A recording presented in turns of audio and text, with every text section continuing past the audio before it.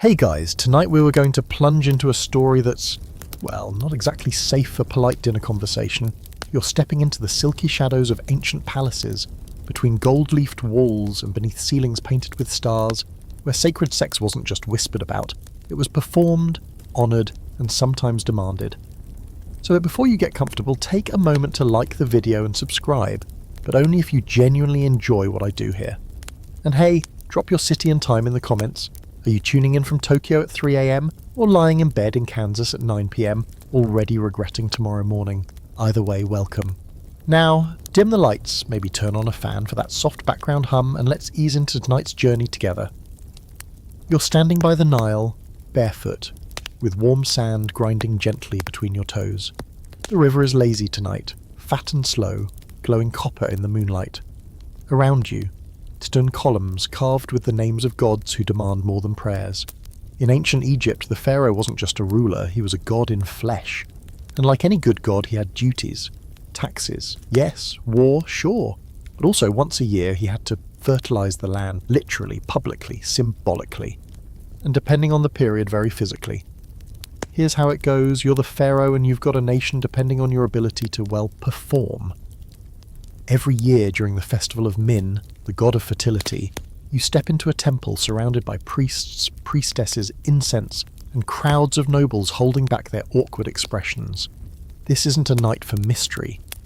The kingdom believes that if you fail, the crops might too. So you do what gods must do. You spill your seed on the earth.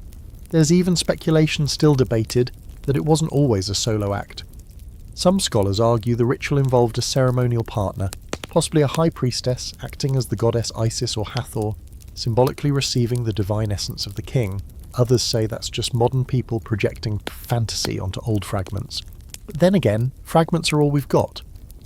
What we do know, in temples dedicated to Min, there are enormous statues of the god holding his erect phallus with unsettling confidence, flanked by lettuce, long considered an aphrodisiac because of course.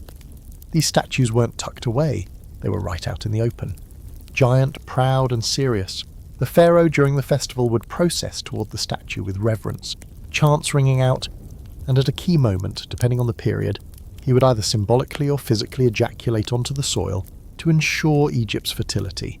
His act was the state's prosperity. Now here's where it gets delightfully fringe.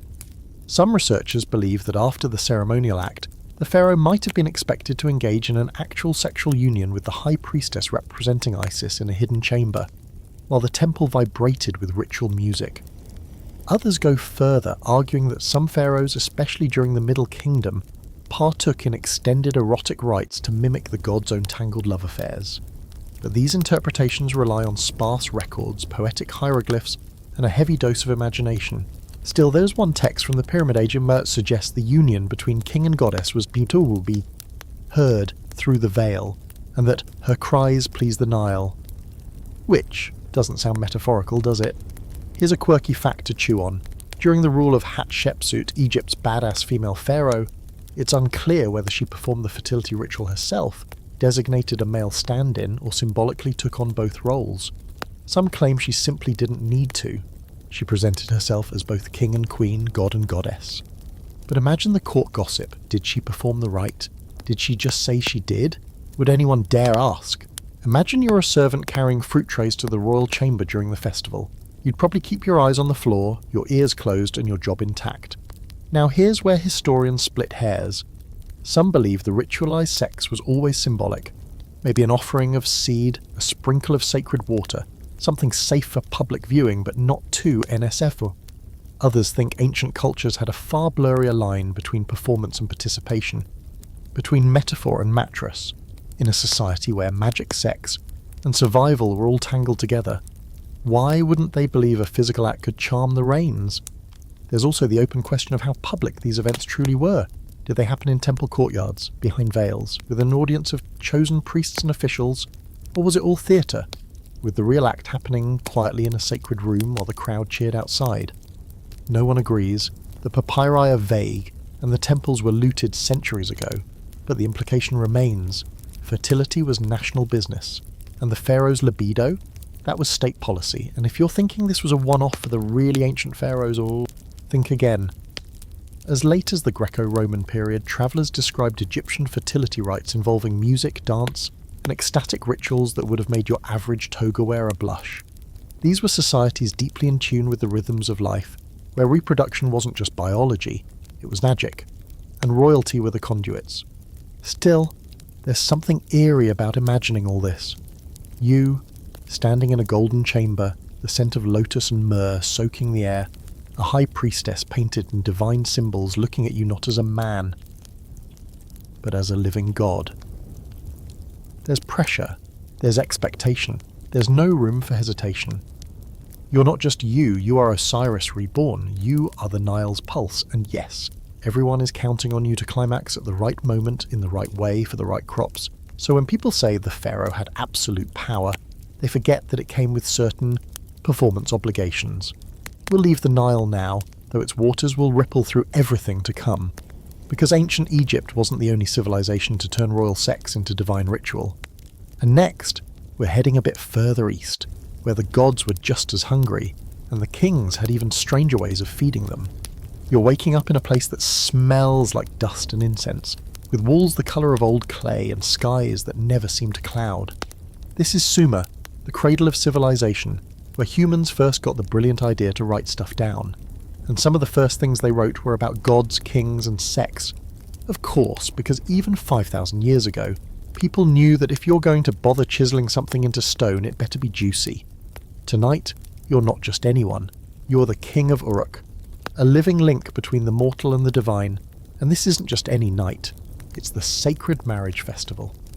A ceremony so ancient and so deeply rooted in spiritual and agricultural belief that scholars today are still arguing over what actually happened, and whether you were doing it for the gods, the people, or, well, yourself. The stars above you are sharp and silent. Below, torchlight flickers against temple walls carved with the images of Inanna, the goddess of love, war, fertility, and chaos. She's not a tame goddess. She's wild-eyed and ankle-deep in blood, but also the queen of intimacy. Her temple is buzzing tonight. Priests, musicians, and dancers move in rhythmic procession, and the city below holds its breath. Here's how it's supposed to work. You, the king, symbolically become Dumuzi, the shepherd god and Inanna's consort. She, in turn, is embodied by the high priestess of her temple. The ritual, a reenactment of their cosmic union, the joining of heaven and earth, spirit and flesh. But unlike Egypt's possibly solo rituals, this one definitely involved two people, two bodies, one bed. So yeah, you're about to have ritual sex in front of an audience, or at least with a full chorus outside the chamber, singing, chanting, drumming.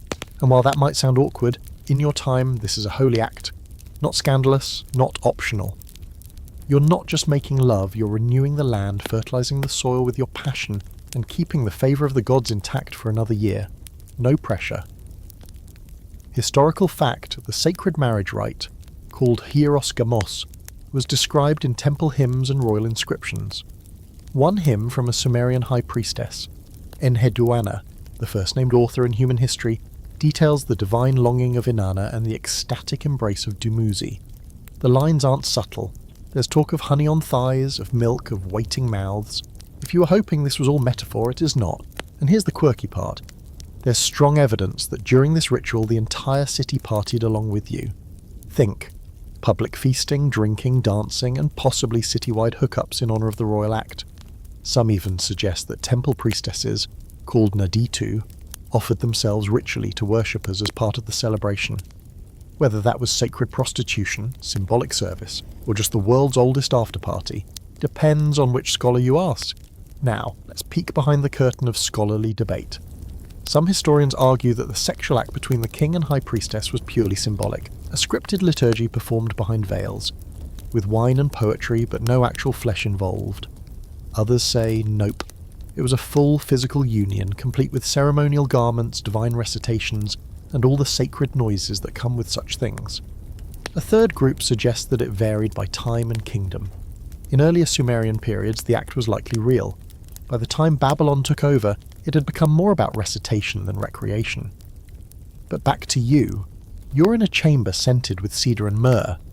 Your partner, the high priestess, wears robes stitched with silver thread, eyes lined dark, her body painted with sacred patterns.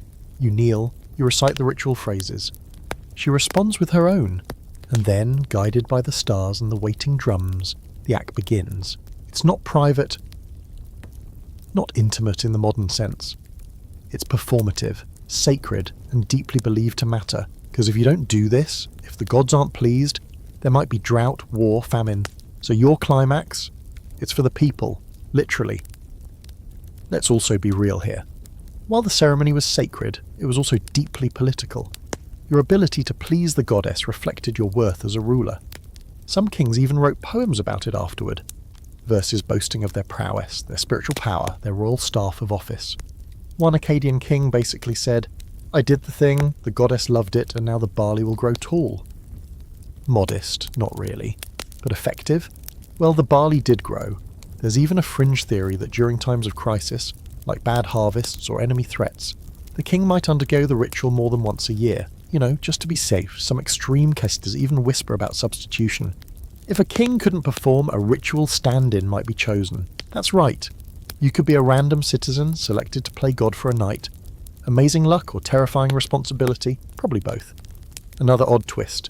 Later Mesopotamian texts describe the king and high priestess sleeping on a holy bed placed in the temple's gigunu, a sacred inner chamber that supposedly echoed the architecture of heaven. The bed wasn't just furniture, it was a replica of the mythic union space. And in some accounts, witnesses stood outside the chamber listening, not watching, for signs that the ritual had been successful, which again is pressure. And as all this unfolds, you realise something. This isn't really about pleasure. It's about power. You as king wield your sexuality like a scepter, not just for yourself but for your entire kingdom. And your partner?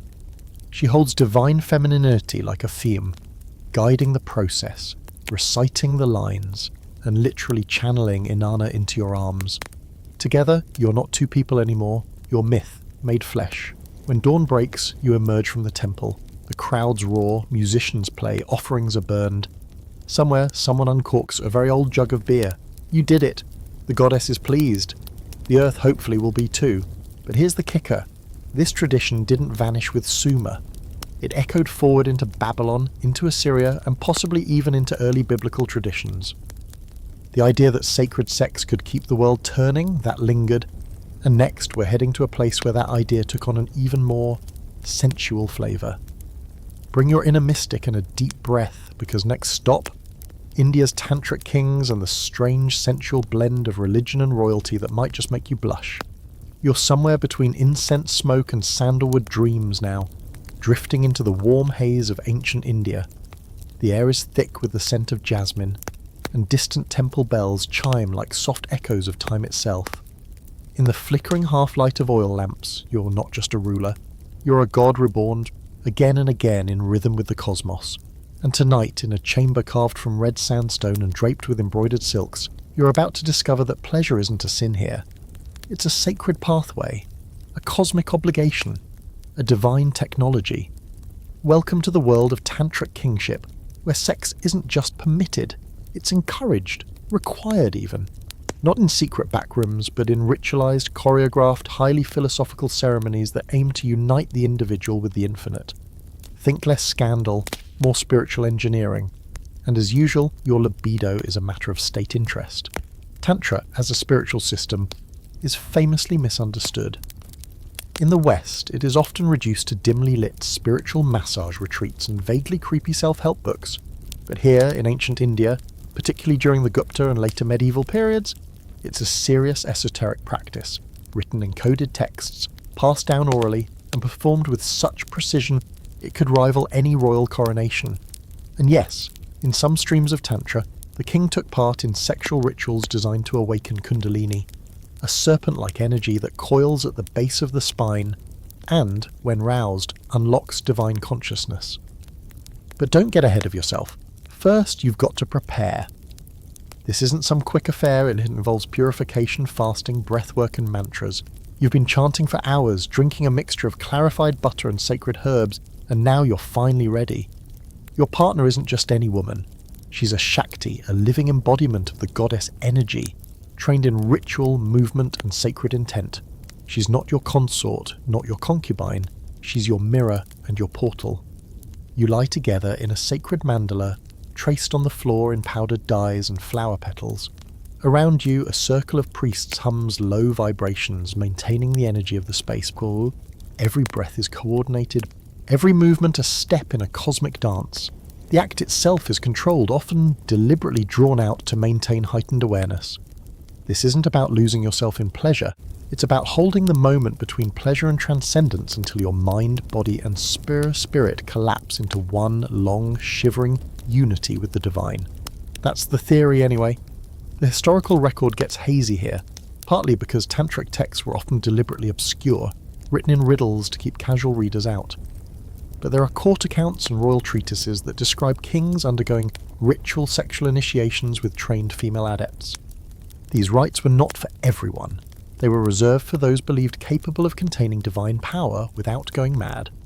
Sometimes the king himself was trained in tantra.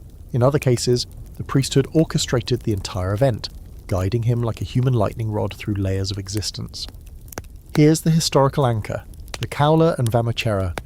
Tantric traditions did involve sexual rites, sometimes in cemeteries or nighttime rituals meant to break taboos and force the practitioner to transcend fear, ego, and societal conditioning. Kings participating in these rituals weren't just chasing enlightenment, they were demonstrating their spiritual authority. If you could master desire, channel it, hold it, ride it like a serpent, you could master anything, including empires. And now the fringe. There's a theory that some temples, especially the famously erotic ones like Khajuraho and Konark, weren't just architectural marvels but encoded manuals for these rites. The carvings aren't random, they're sequences, positions, symbols, allegories. They show what can't be written plainly. In some circles it's believed that the temple was a living space for ritual enactment, where kings would perform tantric unions in carefully hidden sanctuaries while the stone figures watched in eternal knowing silence. Of course, not everyone agrees. Some scholars say the sexual imagery was meant to symbolize fertility and life, not literal practice. Others believe it was more political, a way for kings to demonstrate openness, wealth, and cultural refinement. But even the most conservative historians admit, these kings weren't exactly shy. Picture this. You're the ruler of a sprawling, complex realm. You've bathed in lotus-infused water, donned robes stitched with gold thread, and sat in silence while your guru paints ancient symbols on your chest. Your breathing slows. You've abstained for weeks. Now, finally, you're in the sanctum with your Shakti. The ritual begins. You chant. She moves. Your hands form mudras. Her body responds like a script written in breath. Time blurs. And here's where it gets weird, in the best way. Some tantric texts describe the final moment of union not as climax, but as dissolution. A freezing of time, a full collapse of identity. You aren't the king anymore. You aren't even a person. You're a flicker of cosmic awareness held in soft, trembling flesh. When done correctly, the rite could supposedly grant visions, extend life, or even ensure favourable rainfall. Tantra really does love multifunctionality. But this isn't about indulgence. Not really. The act is deliberately restrained. The king must hold his bindu, his vital fluid, to avoid draining spiritual energy. Ejaculation was often considered a loss of power. Mastery meant maintaining the sexual act indefinitely, like holding a flame steady in the wind. You'd emerge dazed, glowing, and hopefully a little more enlightened. And this, of course, leads us into a long-standing debate. Were these rituals widespread or limited to secretive sects? Did kings actually do them, or just commission the temples and claim the credit? Did the sexual rites happen as written, or were they just symbolic, metaphorical illustrations of inner alchemy? The truth probably lies somewhere in the middle. Ancient India had room for both the literal and the mystical, the physical and the philosophical, just like Tantra itself. You stand now at the edge of that reality, both humbled and bewildered. Behind you, the temple doors close softly. Your court waits outside, not asking what happened inside. They already believe. You walk through your palace scented with camphor and rosewater, and everything feels just a little brighter.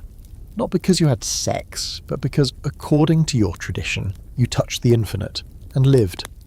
But don't get too relaxed. Our next stop is ancient Greece, where the wine flows freely, the gods get handsy, and the line between prophecy and party gets deliciously blurry.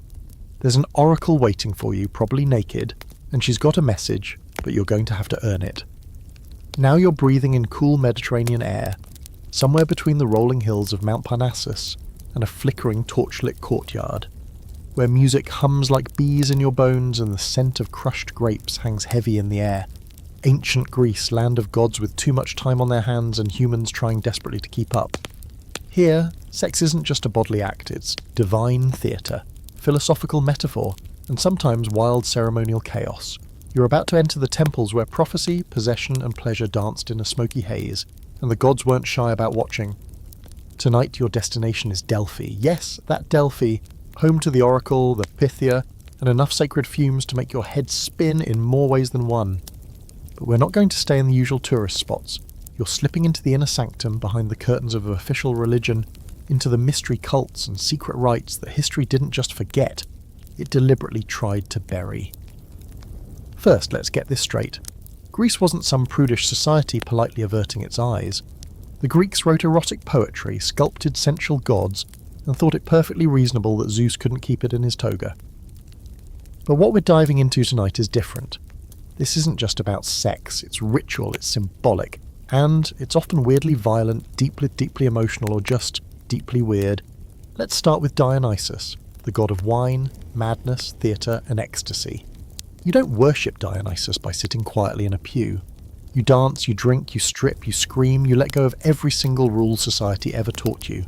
And yes, sometimes you have sex in the forest, guided by moonlight, music, and the intoxicating promise that for one night, you can become something divine. These rites, called Dionysian mysteries, were especially popular among women. That's right, bands of women, called maenads, would leave the city, climb into the hills, and perform nocturnal rituals in his name. There's debate over what exactly happened, because, well, mystery cults didn't hand out programs, but ancient sources, some hostile, some breathless, describe orgiastic dances, animal sacrifices, and frenzied states where the boundaries between self and God blurred into something unrecognizable. And you, tonight, are a young initiate. Maybe you're a noble's son, maybe a runaway. Doesn't matter. You've painted your face, draped yourself in ivy, and followed the drums through moonlit groves to a clearing glowing with fire. Around you bodies move, half dancing, half writhing as flute music spirals higher and higher. You're here not just to celebrate, but to transform, to be possessed by the god, and to dissolve your ego. And yes, sex is part of that process. Not sex for pleasure or status, or even fertility, but as a ritual, a way to break the self, to become other. The act might be with a stranger, a priestess, someone chosen for you, or someone chosen by instinct. In that moment, you're not two humans, you're channels of Dionysus.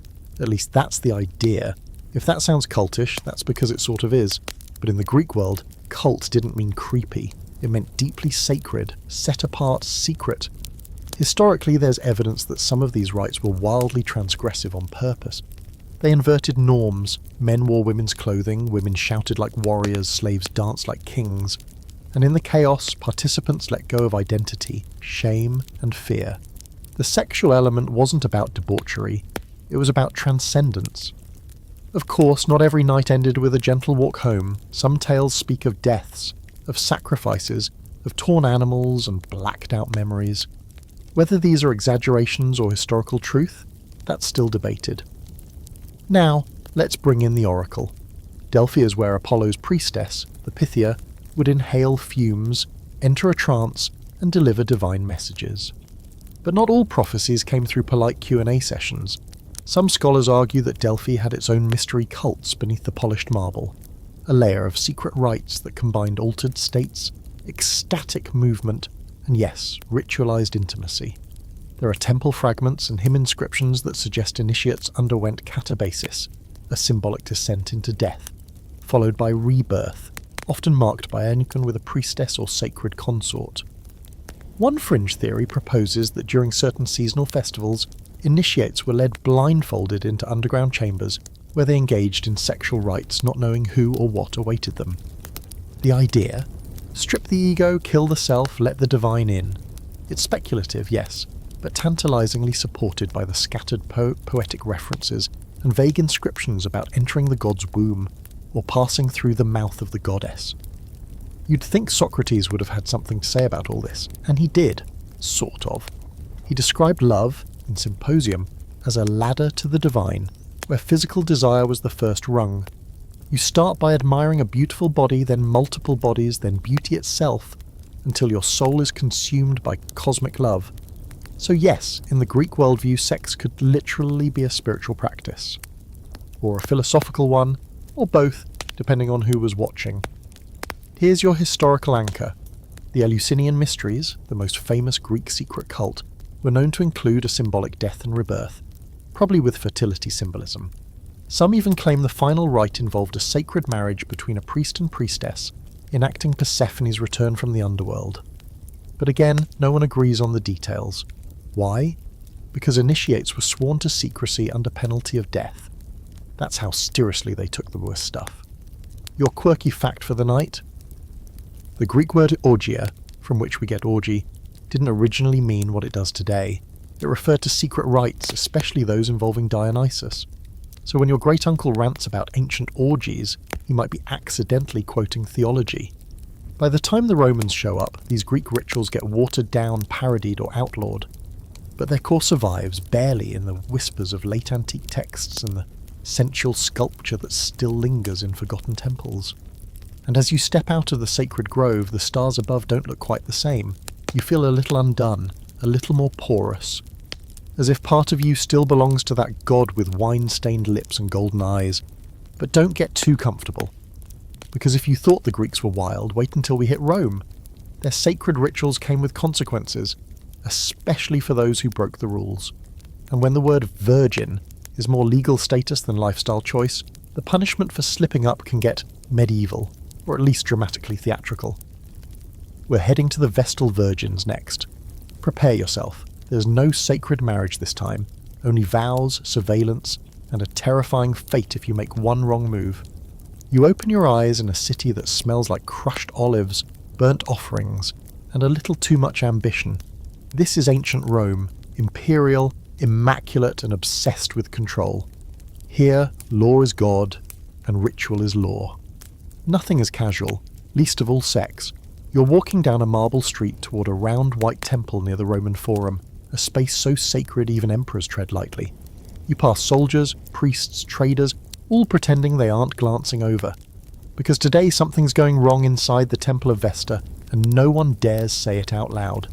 The Vestal Virgins, 6 women selected before puberty, sworn to 30 years of celibacy, were Rome's most sacred symbols of purity and order. They kept the sacra alive, tended the eternal flame, and carried with them both enormous reverence and horrifying consequences. They lived in palatial seclusion with personal slaves, the best seats at games, and the rarest privilege in Rome, the power to pardon a prisoner with a single touch. But make no mistake, you are on a leash of divine fire. One wrong move, one illicit glance, one whispered rumour, and the earth might literally swallow you whole. You, tonight, are standing in the atrium of the House of the Vestals. The marble pool reflects moonlight like silver coins, but the air is tight. The whispers have started. Someone has accused her of a Vestal, of breaking her vow, not proven, just suspected. You glance toward her chamber. She's maybe 24. She's served faithfully since childhood. And now she might die. Because here's the rule. If a Vestal has sex, she doesn't just dishonour herself, she pollutes the very core of Roman religion. The eternal flame of Vesta, the goddess of the hearth, symbolises Rome's own life force. To defile a Vestal is to desecrate the empire itself. So Rome doesn't forgive, Rome buries, and I don't mean metaphorically. They literally buried her alive. Here's your historical fact. Vestal virgins were punished for violating their vow of chastity by being interred alive in a sealed underground chamber with a loaf of bread, a lamp, and a tiny jug of water. No executioner touches her, because killing a priestess is impious. So instead, Rome simply creates the conditions for her to exit life on her own. The ultimate loophole, the crime, sacred sex, forbidden by law and divine decree. Even if it was consensual, even if it was a rumour, even if the man involved disappeared conveniently in the night. You walk now into the temple proper, past its curving walls and the ever-burning fire tended by the remaining Vestals. They don't speak, they don't cry, they've been trained since age 6 to show nothing, because their lives are watched by priests, by Rome, by the gods themselves. But there's something tragic behind their stillness tonight. They know one of their own is being judged. Here's where the scholarly debates begin. Some argue that many accusations were politically motivated, tools used by emperors or high-ranking families to punish enemies or shift alliances. In a few famous cases, the accused Vestal was mysteriously connected to a powerful Roman man who'd suddenly fallen out of favour. Were these women scapegoats? Possibly. But others believe the system was deeply sincere, that Romans genuinely feared cosmic backlash if the Flamekeepers broke their vows. Now here's the real fringe speculation. Despite the rigid vows, some believe that ritualized sex, very controlled, highly secret, may have occurred in the distant past as part of now-lost ceremonies tied to agricultural or lunar cycles. There's an obscure theory that the Vestals, as stand-ins for Rome's purity, may have once performed symbolic fertility rites, perhaps in pre-Republican times when Rome was still more mud than marble. These theories rely on fragments, forgotten myths, and more than a little wishful reading of poetic lines.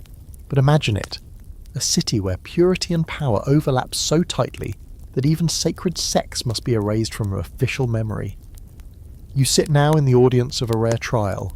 The Pontifex Maximus, the High Priest of Rome, asks no jury, only the gods. The accused Vestal doesn't plead. Her eyes are hollow. Her fate was sealed the moment someone whispered. She's escorted in silence through the streets at dusk, not in chains, but veiled, not as a prisoner, but as something heavier, a failed symbol. At the Campus Sceleratus, the field of the wicked, she's led into a pit, given her small meal and locked in. The earth is filled in. Rome sighs, pretending order has been restored. No one talks about the man involved. They rarely do. You walk home in silence, past the fountains and shrines, past homes lit with warm yellow fire, and you wonder, how sacred can something be if it demands a woman's life for one secret kiss? And yet, there's a kind of dark power in it too. For centuries, these women wielded an almost mystical authority. They were exempt from their father's rule. They could own property. They could free slaves. In a world where most women were possessions, Vestals were untouchable, until, of course, they weren't. Here's your quirky fact. The last known Vestal trial was in 394 CE, when Rome was already cracking at the seams. A priestess named Coelia Concordia may have been the final head of the order before Christianity buried the cult. Metaphorically this time. Some sources claim she refused to convert. Others say she faded into quiet obscurity. But somewhere, perhaps, the ashes of Vesta's flame still flicker in forgotten corners of the Eternal City.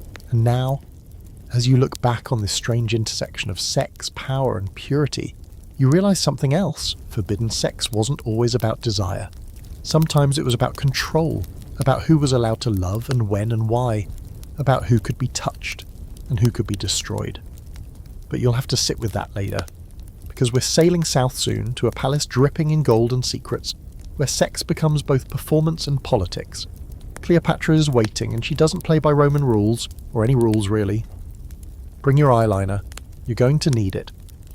The air is dense with perfume and politics.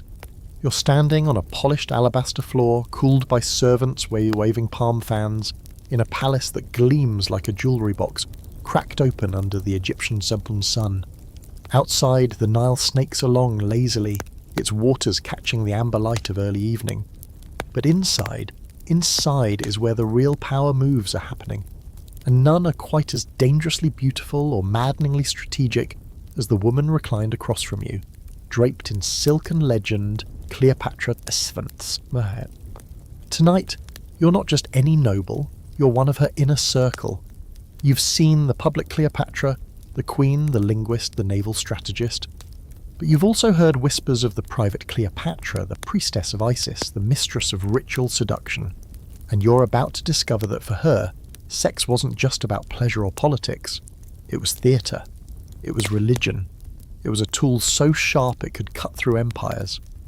Let's get one thing straight. Cleopatra wasn't some lusty caricature with a snake bra. She was a pharaoh, fluent in at least 7 languages, trained in medicine, astronomy, philosophy, and temple rituals.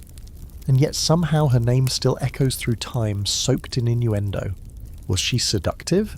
Absolutely, but she was also strategic.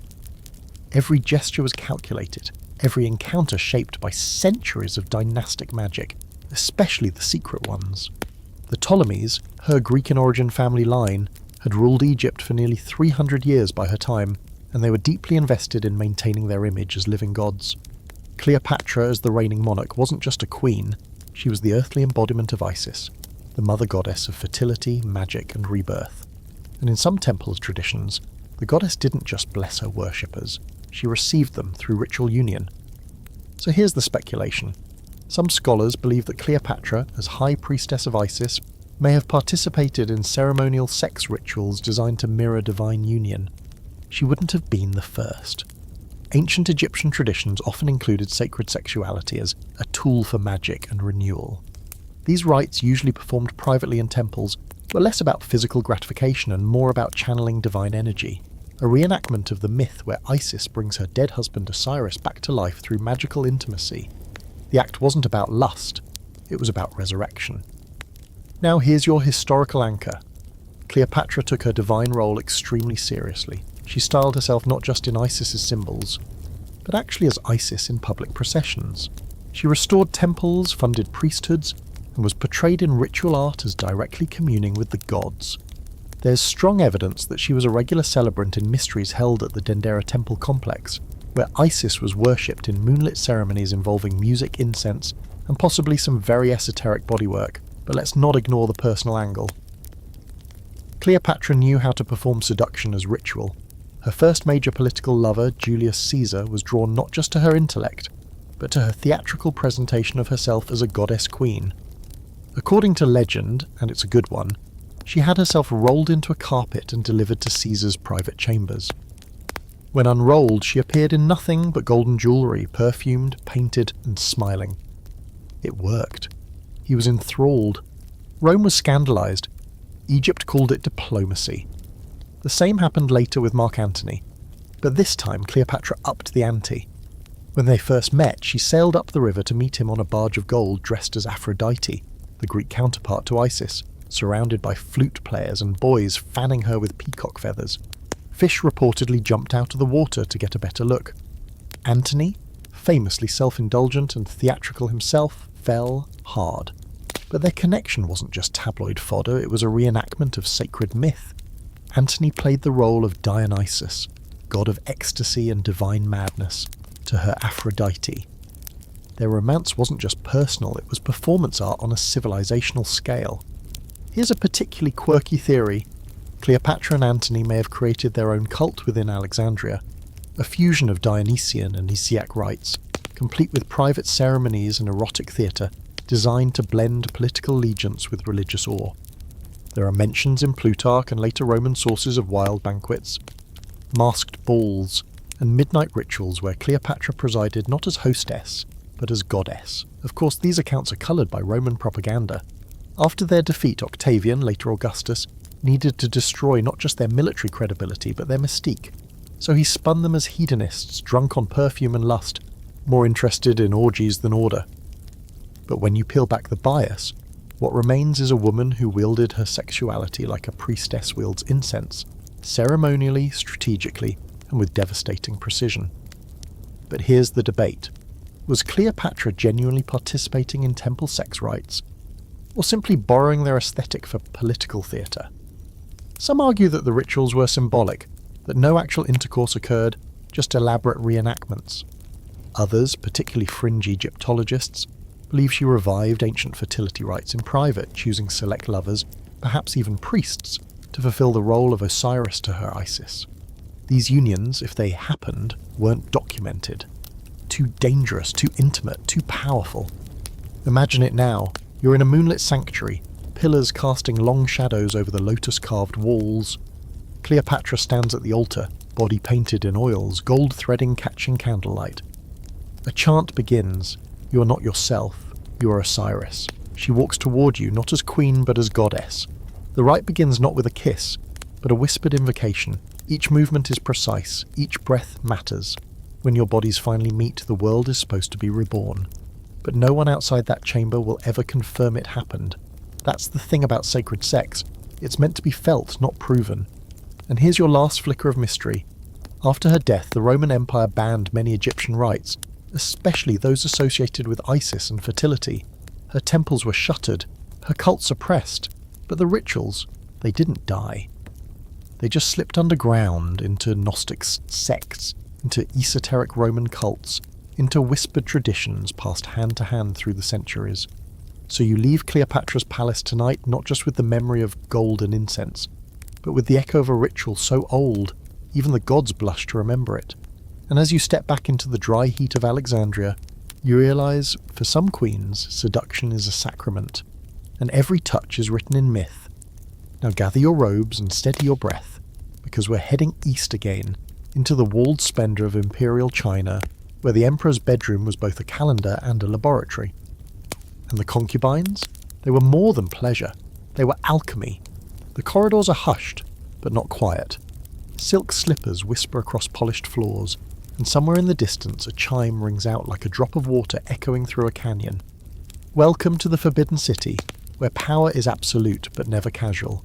You're deep inside the inner court now, far beyond where most eyes are allowed to wander, and the scent of sandalwood and pressed plum blossoms hangs like breath on the air. This isn't just a palace. This is a machine designed to turn one man into a god. And tonight that man is you. You're the son of heaven. The Emperor of China. Your breath is considered sacred. Your calligraphy is collected like scripture. And your sex life. It's scheduled, monitored, recorded, and steeped in enough ritual to make a high priest blush. You might think being emperor means unlimited pleasure. Technically, yes. But in reality, your body belongs to the cosmos. Every act of intimacy is a negotiation between lust, duty, and metaphysical balance, so no pressure or anything. Let's start with the basics. Chinese emperors didn't just have wives. They had harems, sometimes hundreds of women, ranked with a painful precision. The empress at the top, then imperial consorts, and so on down through a labyrinth of titles that could make your head spin. Each woman wasn't just a lover, she was part of a cosmic schedule, literally. The emperor's bedroom affairs were tracked by court officials to align with the lunar calendar, the 5 elements, and the emperor's qi, his life force. Here's your historical anchor. During the Tang and Ming dynasties, it was standard for the emperor's nightly activities to be logged in official records. A eunuch would present a roster of eligible concubines, and the emperor would choose. The selected woman was bathed, perfumed, and delivered to his chambers, sometimes even carried in a quilt so her feet never touched the ground, a sign that she was now a celestial vessel. This wasn't just a perk of power, it was a ritual of balance. Yin and yang, heaven and earth. The emperor's pleasure wasn't private, it was an act of governance.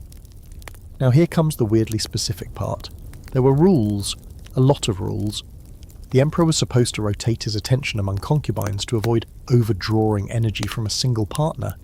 He wasn't allowed to have sex on certain inauspicious dates. He had to ejaculate minimally or not at all, depending on the philosophical school advising the court that century. Too much emission was believed to drain his vitality, his jing or essence. So the ideal encounter? One where he absorbed the woman's yin energy while retaining his yang. In other words, no climax for you, divine ruler, just spiritual endurance. This, of course, is rooted in Taoist sexual alchemy, a system that turns your bedroom into a laboratory. The idea is that sex, when practiced correctly, can refine your spirit, enhance your lifespan, and even grant immortality. But only if you're careful. The emperor was trained to circulate his qi during sex, directing energy up his spine and through his organs, avoiding leakage, yes, that kind, and hopefully achieving what's called the spiritual orgasm. No mess, all enlightenment. Imagine that, your imperial bed is shaped like a dragon boat carved from sandalwood guarded by silence and candlelight. You lie back while a consort, trained in precise breathing patterns and pressure points, joins you in an act choreographed more like a dance than a tryst. You're not allowed to moan. You're expected to visualize your energy spiraling upward, nourishing your brain. Every movement has meaning. Every touch has timing. It's less Netflix and chill here, more calculus and she. Here's a delightfully quirky fact. One Tang dynasty text includes a chart. Yes, a literal chart, matching the emperor's sex schedule with lunar phases and the birth dates of his consorts to maximize fertility, harmony, and health. Some entries read like a royal bingo card. 7th night of the new moon, Lady Jin of the Oxyear wood element. And there were official witnesses. Eunuchs would record the night's selection and even inspect the bed the next morning to ensure the ritual had taken place. No pressure. Of course, not every emperor followed the rules. Some indulged themselves wildly, believing they were too powerful to suffer mortal weaknesses.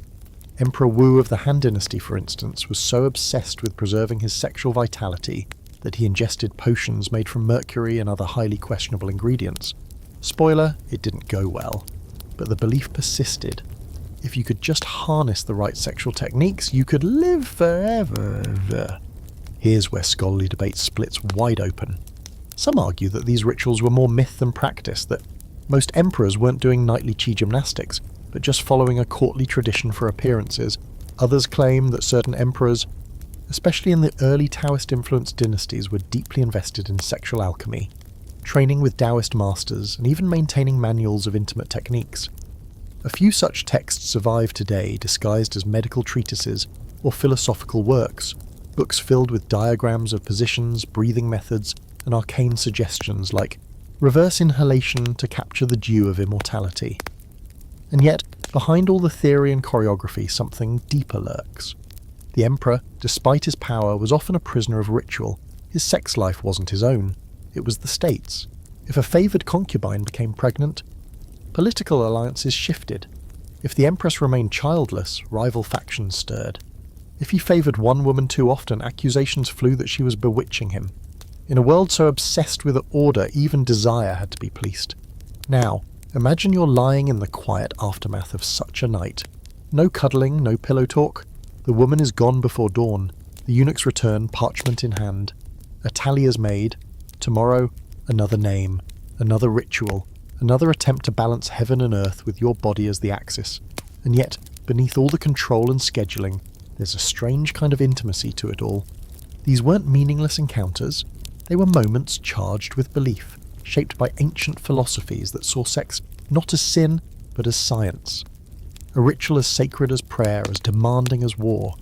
But let's slip out of the Forbidden City before the roosters crow, because next, we're crossing the sea to a land of quiet shrines and hidden scrolls, where Shinto priestesses danced in moonlight and emperors were rumoured to commune with the kami through touch alone. Japan awaits, and she keeps her secrets in silk.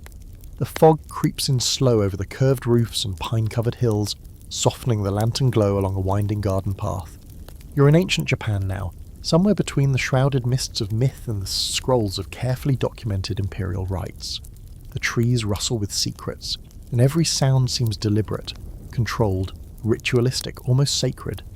You pass under a torii gate and feel your breath catch. Because in this world, the boundary between human and divine isn't just blurry, it's embodied.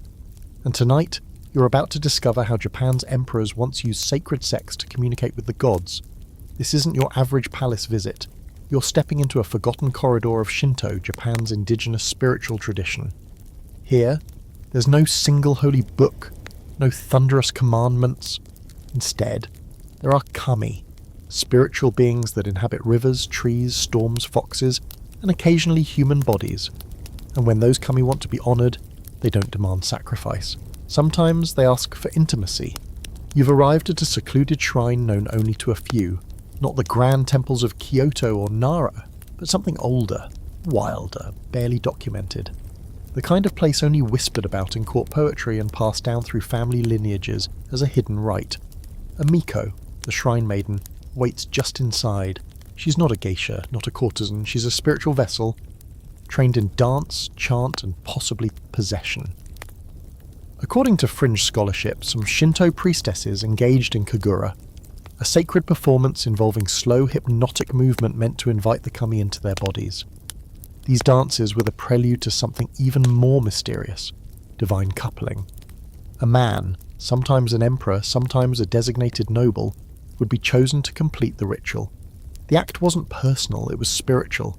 His body, hers, the kami, merged in one act of ceremonial sex intended to renew life, bless the land, and maintain cosmic harmony. Historical evidence for this is sparse, naturally. But there are tantalizing threads.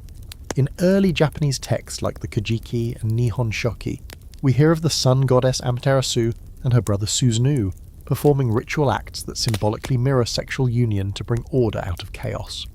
The imperial line itself claimed descent from this divine intercourse. So if the emperor is the literal descendant of gods born from sacred sex, why wouldn't his own rituals mirror that origin? Here's your historical anchor. During the Heian period, roughly 794 to 1185 CE, the Japanese court was a whirlwind of poetry, symbolism, and layered eroticism. The aristocracy lived in a world where scent, fabric, and suggestion mattered more than anything overt. But behind the layered silks and sliding screens, sacred rites continued, some hidden in seasonal festivals, others buried in coded literature. One such example, the nightless palace rituals, where the emperor was said to remain in seclusion during key lunar phases, visited by a chosen consort whose identity remained undisclosed. Some scholars believe these nights were more than mere romantic trysts. They were reenactments of divine unions, meant to restore imperial power and connect the sovereign to Amaterasu herself. Others insist these stories are poetic flourishes, but in Japan, poetry is politics, and metaphor often hides truth. You lie now on a tatami mat inside a small wooden chamber. Outside, the cicadas drone like a chant. The Miko begins her dance. Her sleeves trail like mist. She moves in circles, slow and deliberate, her voice humming an old melody only a few still understand. As the drums rise, you feel the air shift. She stops, looks at you, and without a word steps forward. The ritual begins, not rushed, not passionate in the modern sense, but filled with intent. Each motion is part of a script older than memory. This isn't for pleasure, this is for balance. And here's your quirky fact. Ancient Japanese court records show that certain emperors, notably Emperor Sujin, were said to have received direct messages from kami through the mouths of possessed priestesses. In some rare accounts, these trances occurred during or immediately following secret rites that may have involved sexual union. Whether these were metaphors for divine inspiration or literal acts is anyone's guess, but the language used? It's intimate, veiled, and uncomfortably specific. The debate among scholars is fierce. Some argue that these ritual unions were entirely symbolic, part of a larger aesthetic of court life that blurred the line between sex and metaphor. Others dig deeper into folklore, regional shrine traditions, and oral histories that speak of priestesses who bore children said to have been sired by the gods during these sacred nights. There are even tales of certain bloodlines, called kabaoi, kami children, who were marked as semi-divine, given status at court, and kept carefully watched for signs of spiritual favour or instability. Imagine being the emperor, knowing your body is not just your own, but a tool for keeping the cosmic wheel turning. You're expected to participate in rituals that might grant fertility to the land, balance to the court, or insight into future seasons. But if something goes wrong, a drought, a rebellion, a poor harvest, people start to talk. Was the union flawed? Was the priestess unworthy? Or worse, was the emperor spiritually impotent? This wasn't just spiritual theatre. This was power maintenance by seduction, in a culture where everything was coded, restrained, and yet deeply sensual. The samurai might win battles on the field, but emperors won theirs in the quiet heat of ritual chambers. Body and soul offered to invisible forces that no one dared name out loud. And here's the chilling part. As Japan modernized, these rituals vanished. The Meiji Restoration crushed the old spiritual orders, aligning Shinto with nationalism and stripping it of its sensual roots. What remained was a sterilized version of worship, state-approved, respectable, and thoroughly neutered. The Miko became performers, dancers with no gods to house. The emperors, once divine participants in sacred sexuality, were turned into figureheads waving from balconies. But somewhere, in an unopened scroll or in the half-remembered whisper of a rural shrine keeper, the memory of these rites lingers. A flicker of what once was, a world where sex wasn't sin, but sacred, structured, and terrifyingly powerful. And just when you think you've seen the strangest, darkest corners of sacred royal sex, we're crossing the ocean. Next stop, the Aztec Empire, where sex rituals didn't just honour the gods, they fed them, literally, with blood, breath, and bodies trembling under the obsidian moon. Don't look away now, it's about to get primal. You wake to the scent of copal smoke and the low thrum of drums echoing across stone. The sky above you is blood orange, smeared with clouds like war paint. Welcome to Tenochtitlan, capital of the mighty Aztec Empire, a city built on a lake, afloat with floating gardens, gilded temples, and rituals that make even seasoned gods pause for breath. This isn't a place where sex is soft or hidden. Here, sacred union isn't just for fertility, it's a transaction with the cosmos, and sometimes the payment is in blood. Tonight you stand atop the Templo Maya, the twin pyramid temple that pierces the heart of the city. Behind you the priests chant in Nahuatl, rhythmic and unrelenting. Below, thousands wait, not to watch exactly, but to feel the resonance of what's about to happen. You're not a priest or a bystander. Tonight you're playing a role that's as ancient as the sun itself. You are the god Totec, our lord the flayed one, and you're about to make love to the goddess of fertility, of spring, of life reborn through death. But let's rewind. The Aztecs didn't do anything halfway, least of all their religious rituals. Sex in this world wasn't casual or even romantic, it was cosmic performance. Every god had a story, every story had a ritual. And sometimes those rituals involved erotic unions and so elaborate they would make a tantric monk blush and a Roman emperor lightheaded. One of the most dramatic ceremonies happened during the Tlacaxipehualistli festival, dedicated to Totec. He was a god of agriculture, renewal, war, and yes, flayed skin. During this month-long rite, captured warriors were treated like living gods.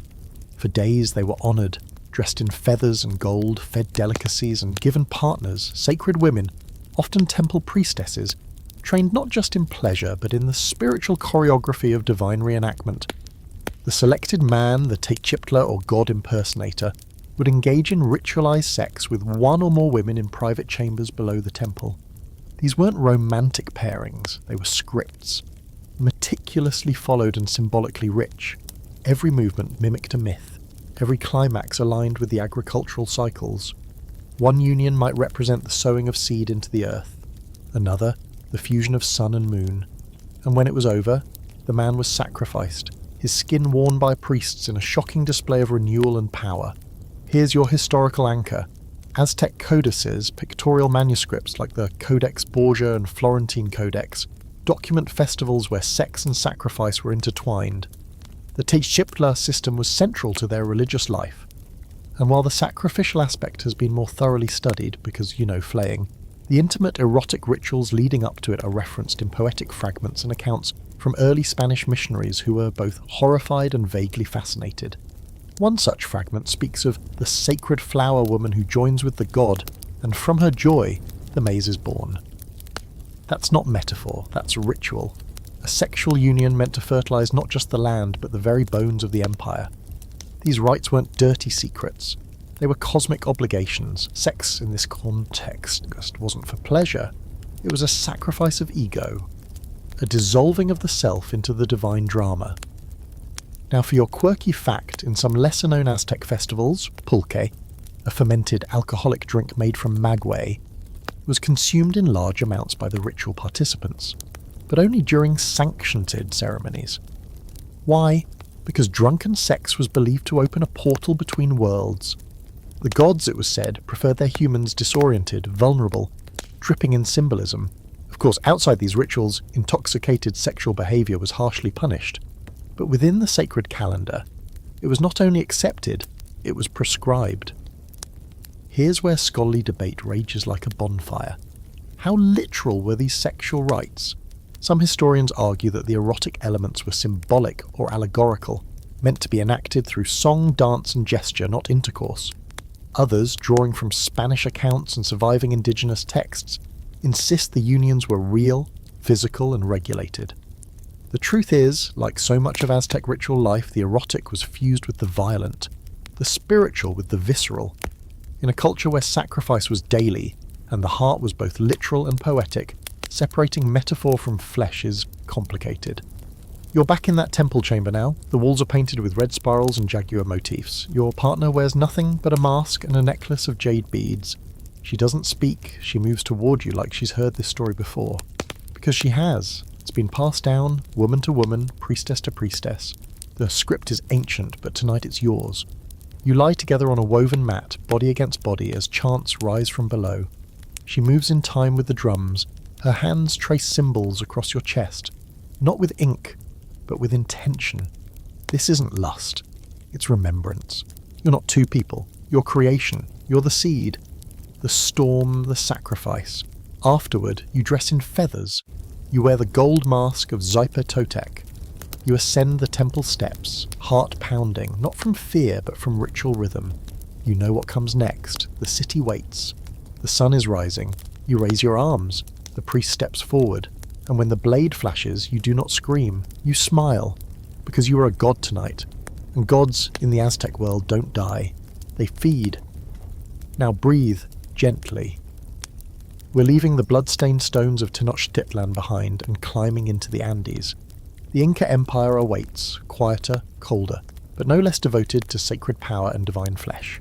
Up there, the temple maidens are waiting, pure as snow and golden as sunlight, and their role in the royal ritual is as mysterious as the mountains themselves.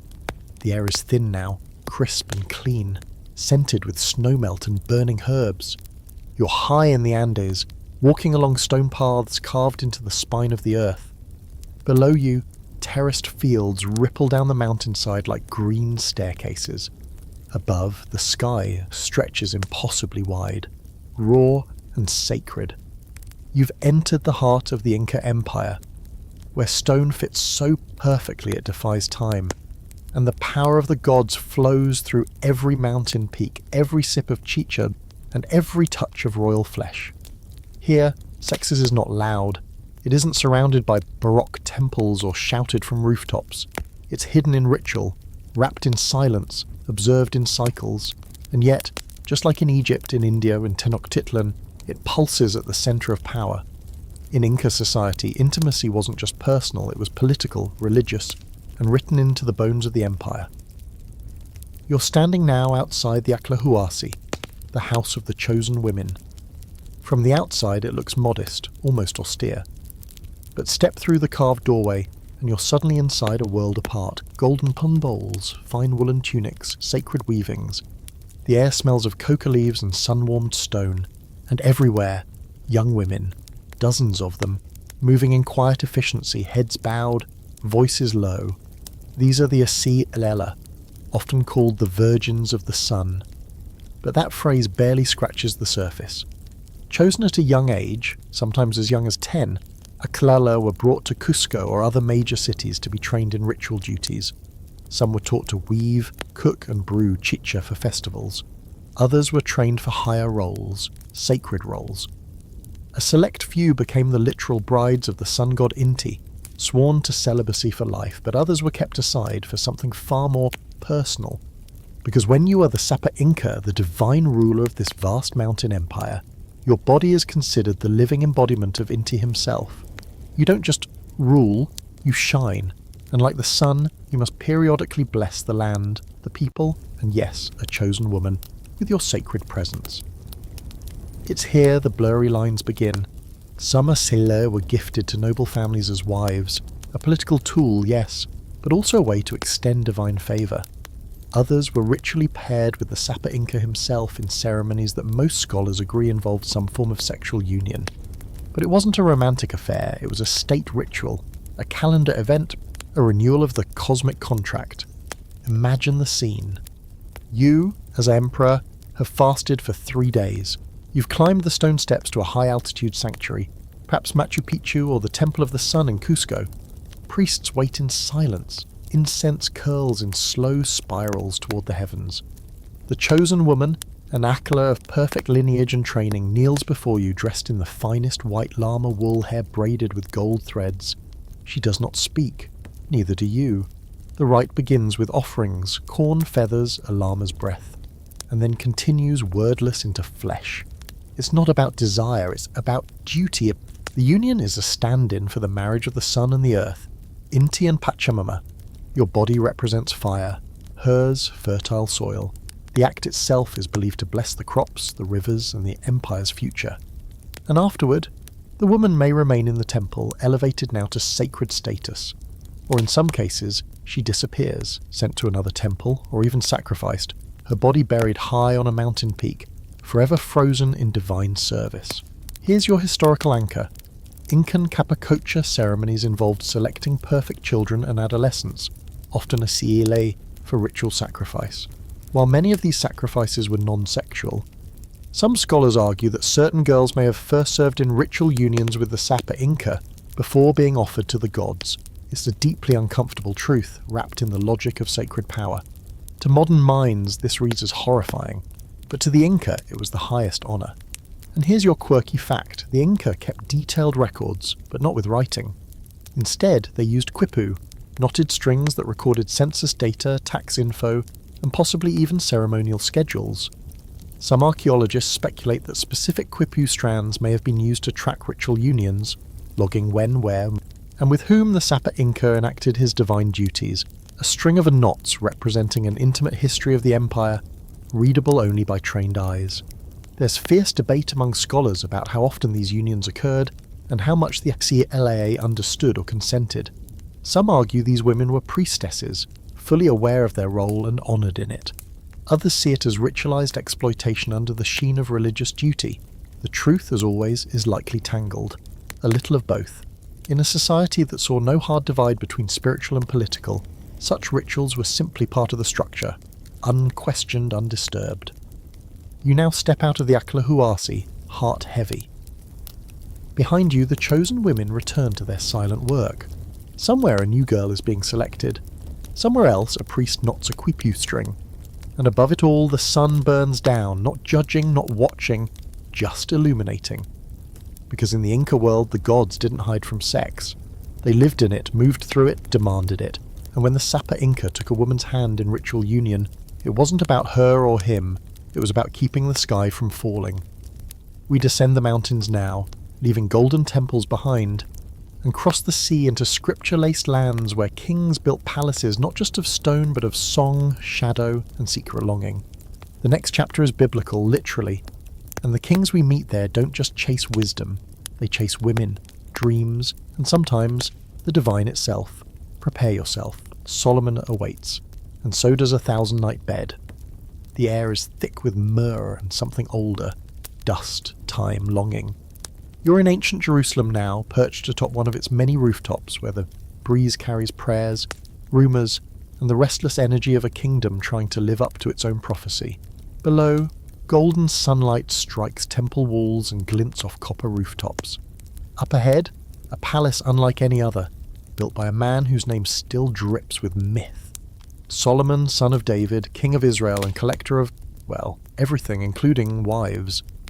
You slip through carved cedar doors and enter a world humming with harp strings and sandalwood.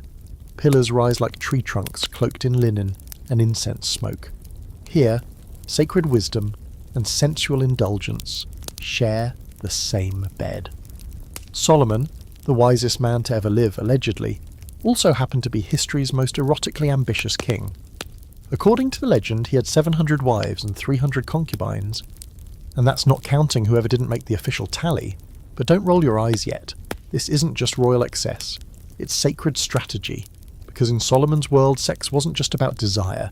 It was a spiritual technology, a tool to bind tribes, gain favour with foreign gods, and sometimes speak directly to the divine.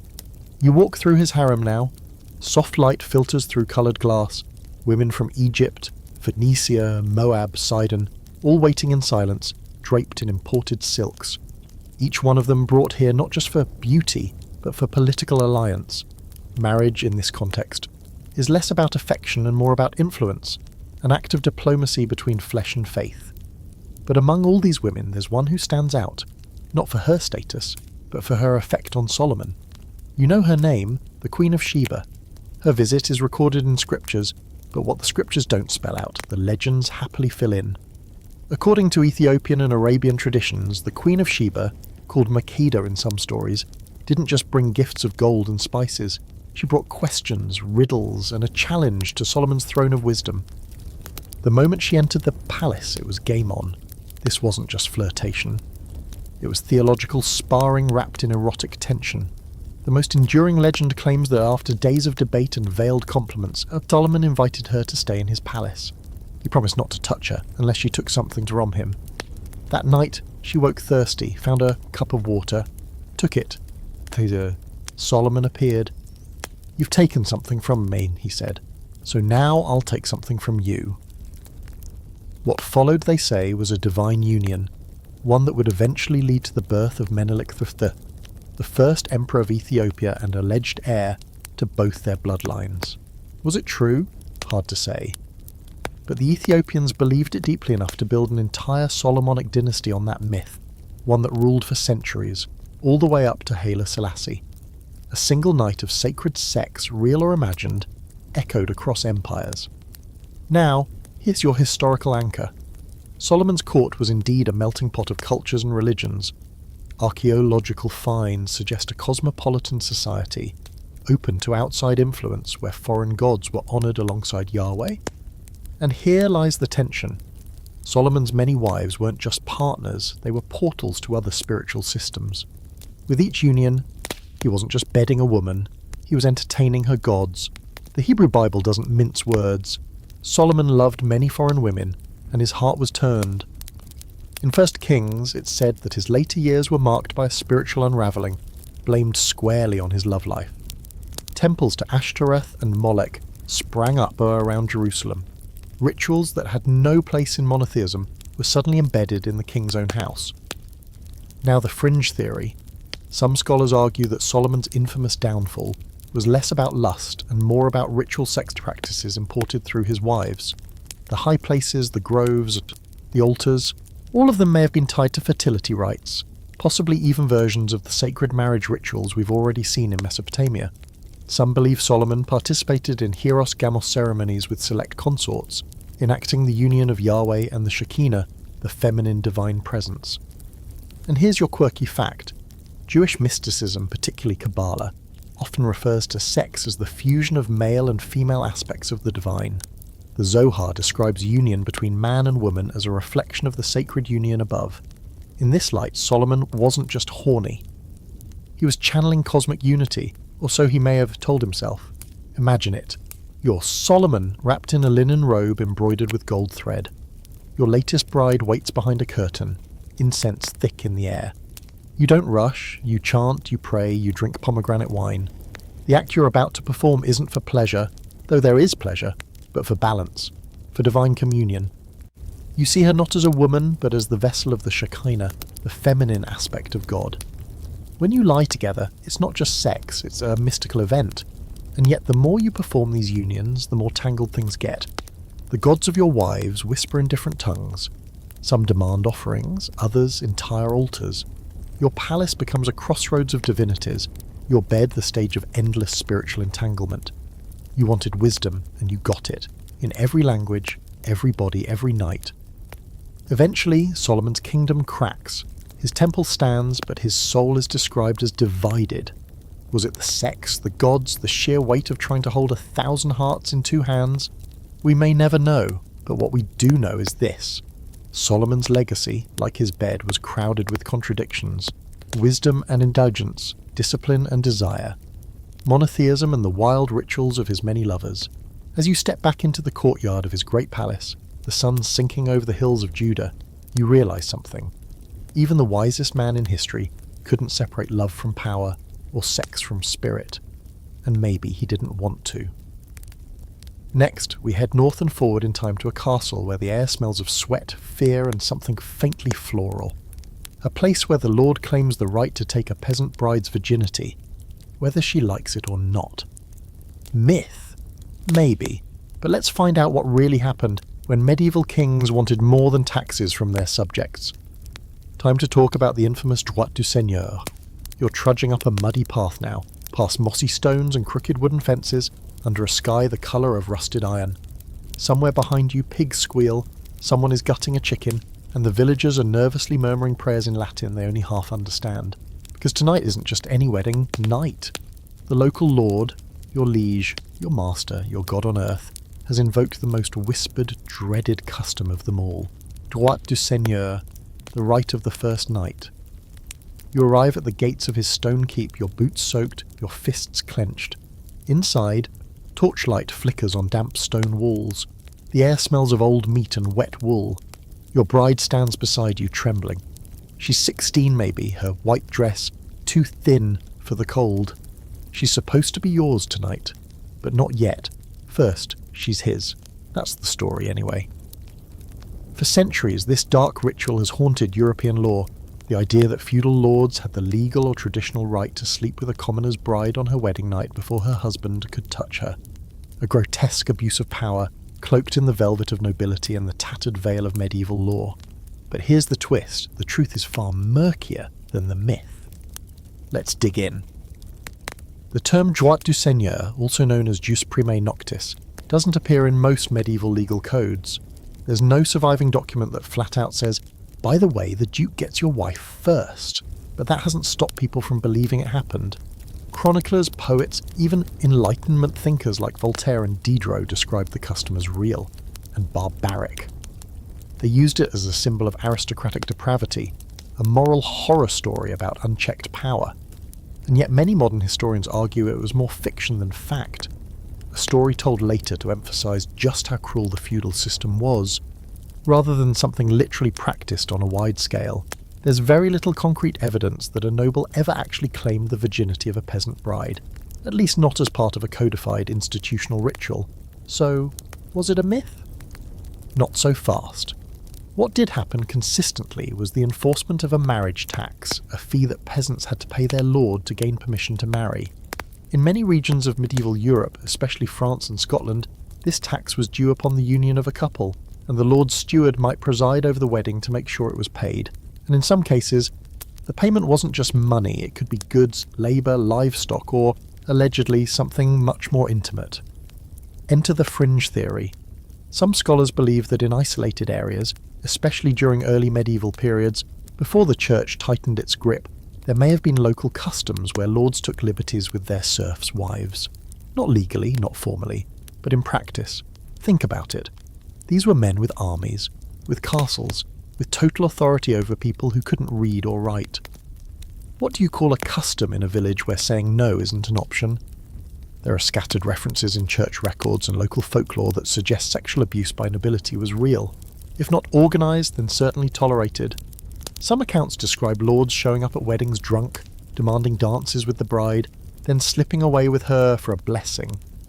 Others tell of secret payments made to keep the lord at bay. Was this droit du seigneur? Not officially, but unofficially, you're already doing the math. And here's your historical anchor.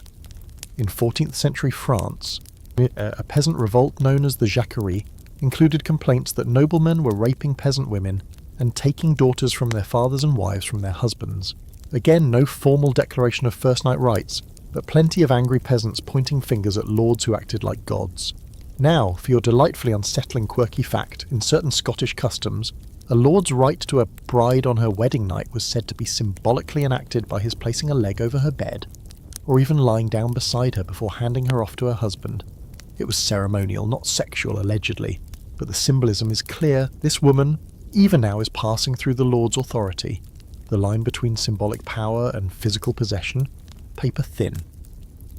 And here's where it gets even more uncomfortable.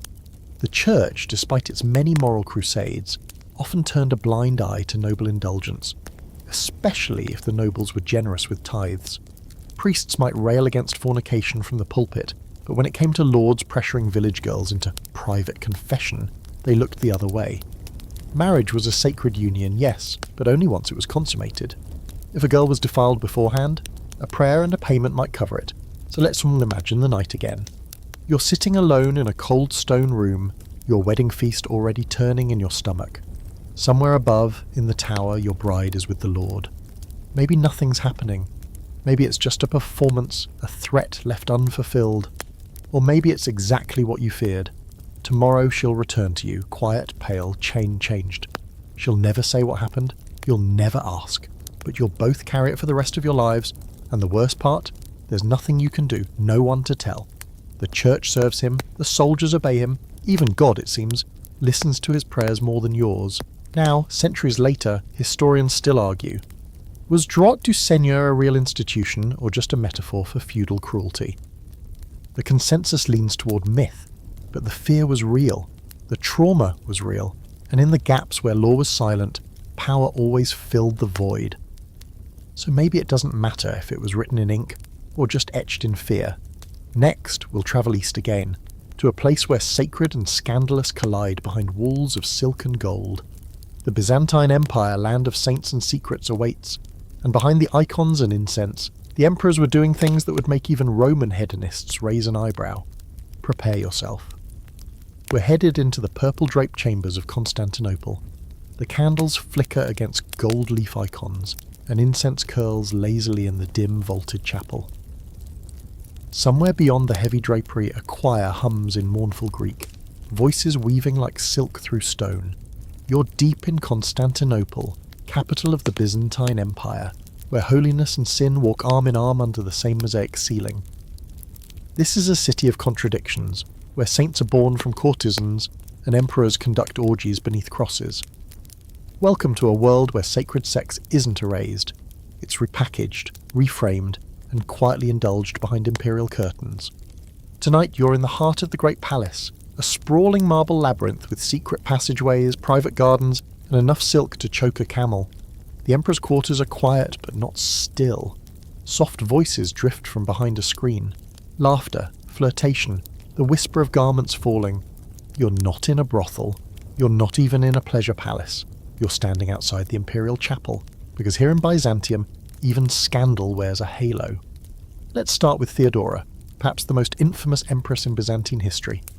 Before she donned purple robes and married Emperor Justinian, she was an actress, a dancer, and, according to some accounts, a highly skilled courtesan. Her early life was spent in the seedy corners of Constantinople's Hippodrome district, performing lurid pantomimes that left very little to the imagination.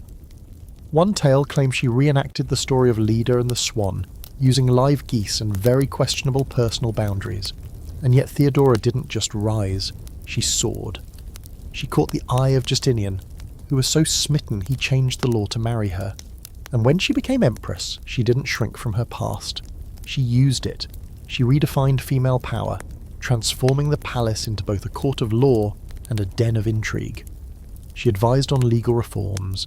She restructured imperial ceremony, and if the rumours are true, she also maintained a private circle of women, many of whom had once been sex workers, now elevated to ladies-in-waiting, and some say companions in more personal rituals.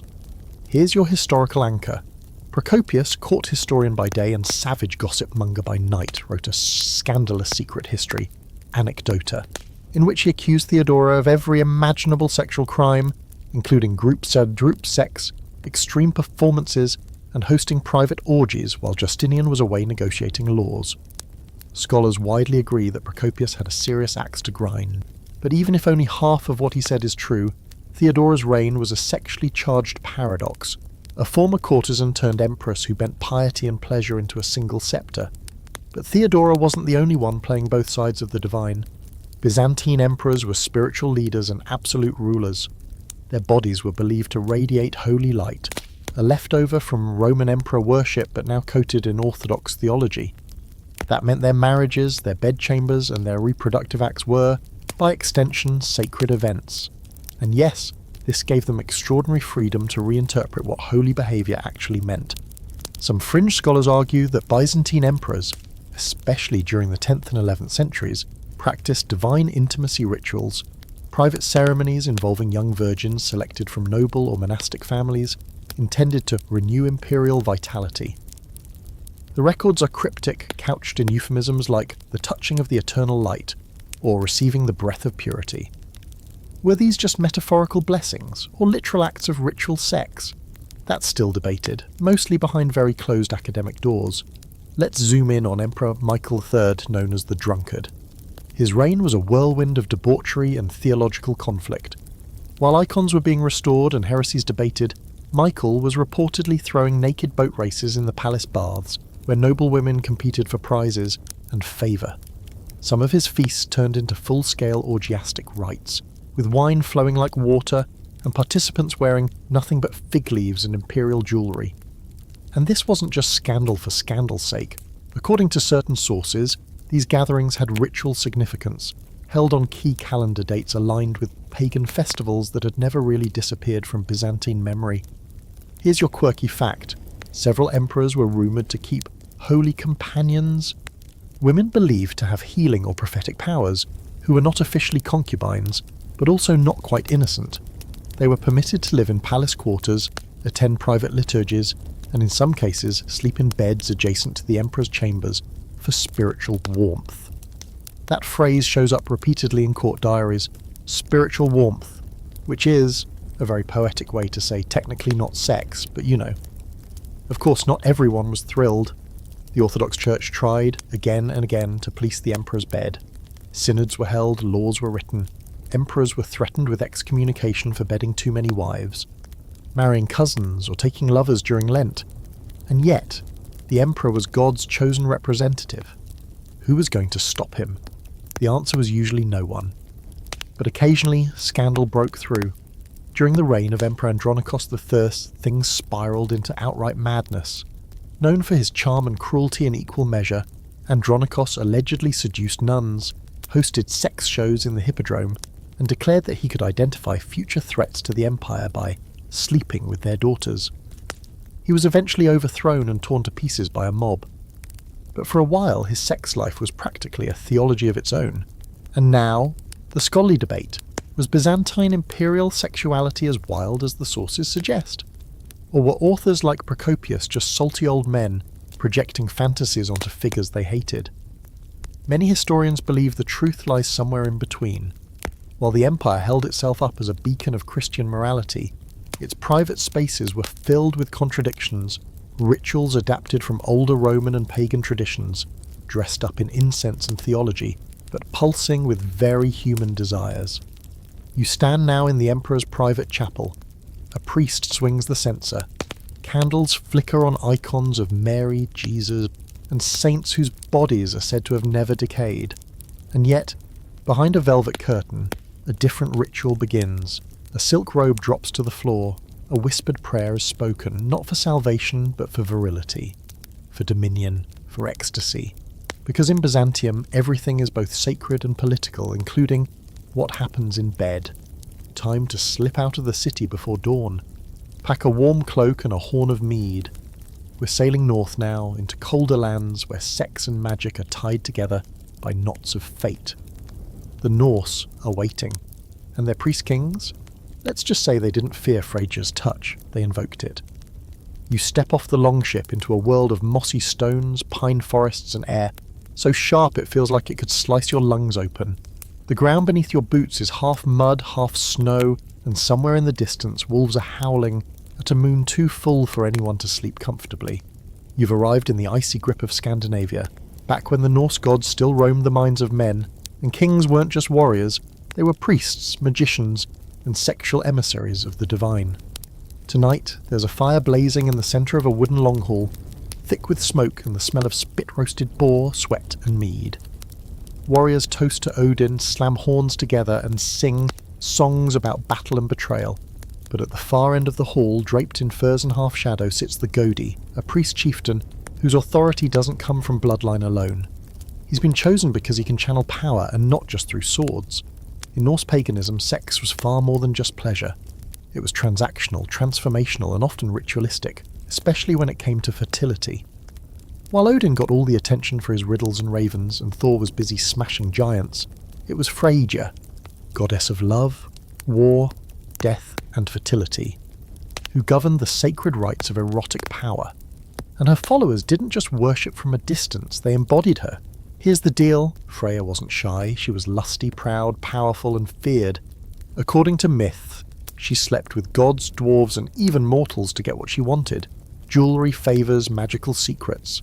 She practiced Sida, a form of Norse magic associated with prophecy, shape-shifting, and, crucially, sexual ritual.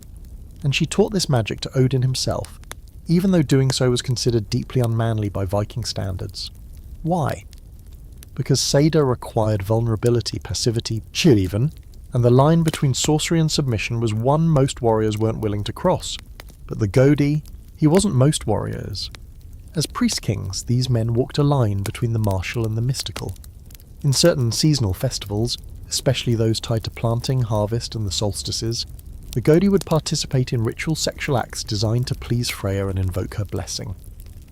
Some of these rituals were symbolic: songs, dances, drinking, but others? Far more physical, especially during blots, Norse sacrificial feasts held in her honour. You're at one now, picture it. The mead is flowing, The animals have been slaughtered and their blood sprinkled across the temple walls. The people sing, calling Freyja down from her falcon-feathered heights. And then the ritual begins. A priestess, sometimes a vulva, a seeress trained in cedar, steps forward. Her face is painted with red ochre, her robe stitched with bones and beads. She represents the goddess. The Godi stands beside her, silent. He wears a ceremonial cloak, nothing beneath. When the horn is sounded, the two are led into a sacred space, often a tent or chamber inside the longhouse, lit by fire, and watched by a select group of elders or initiates. What follows is a sacred union, a reenactment of the marriage between Freya and her many lovers.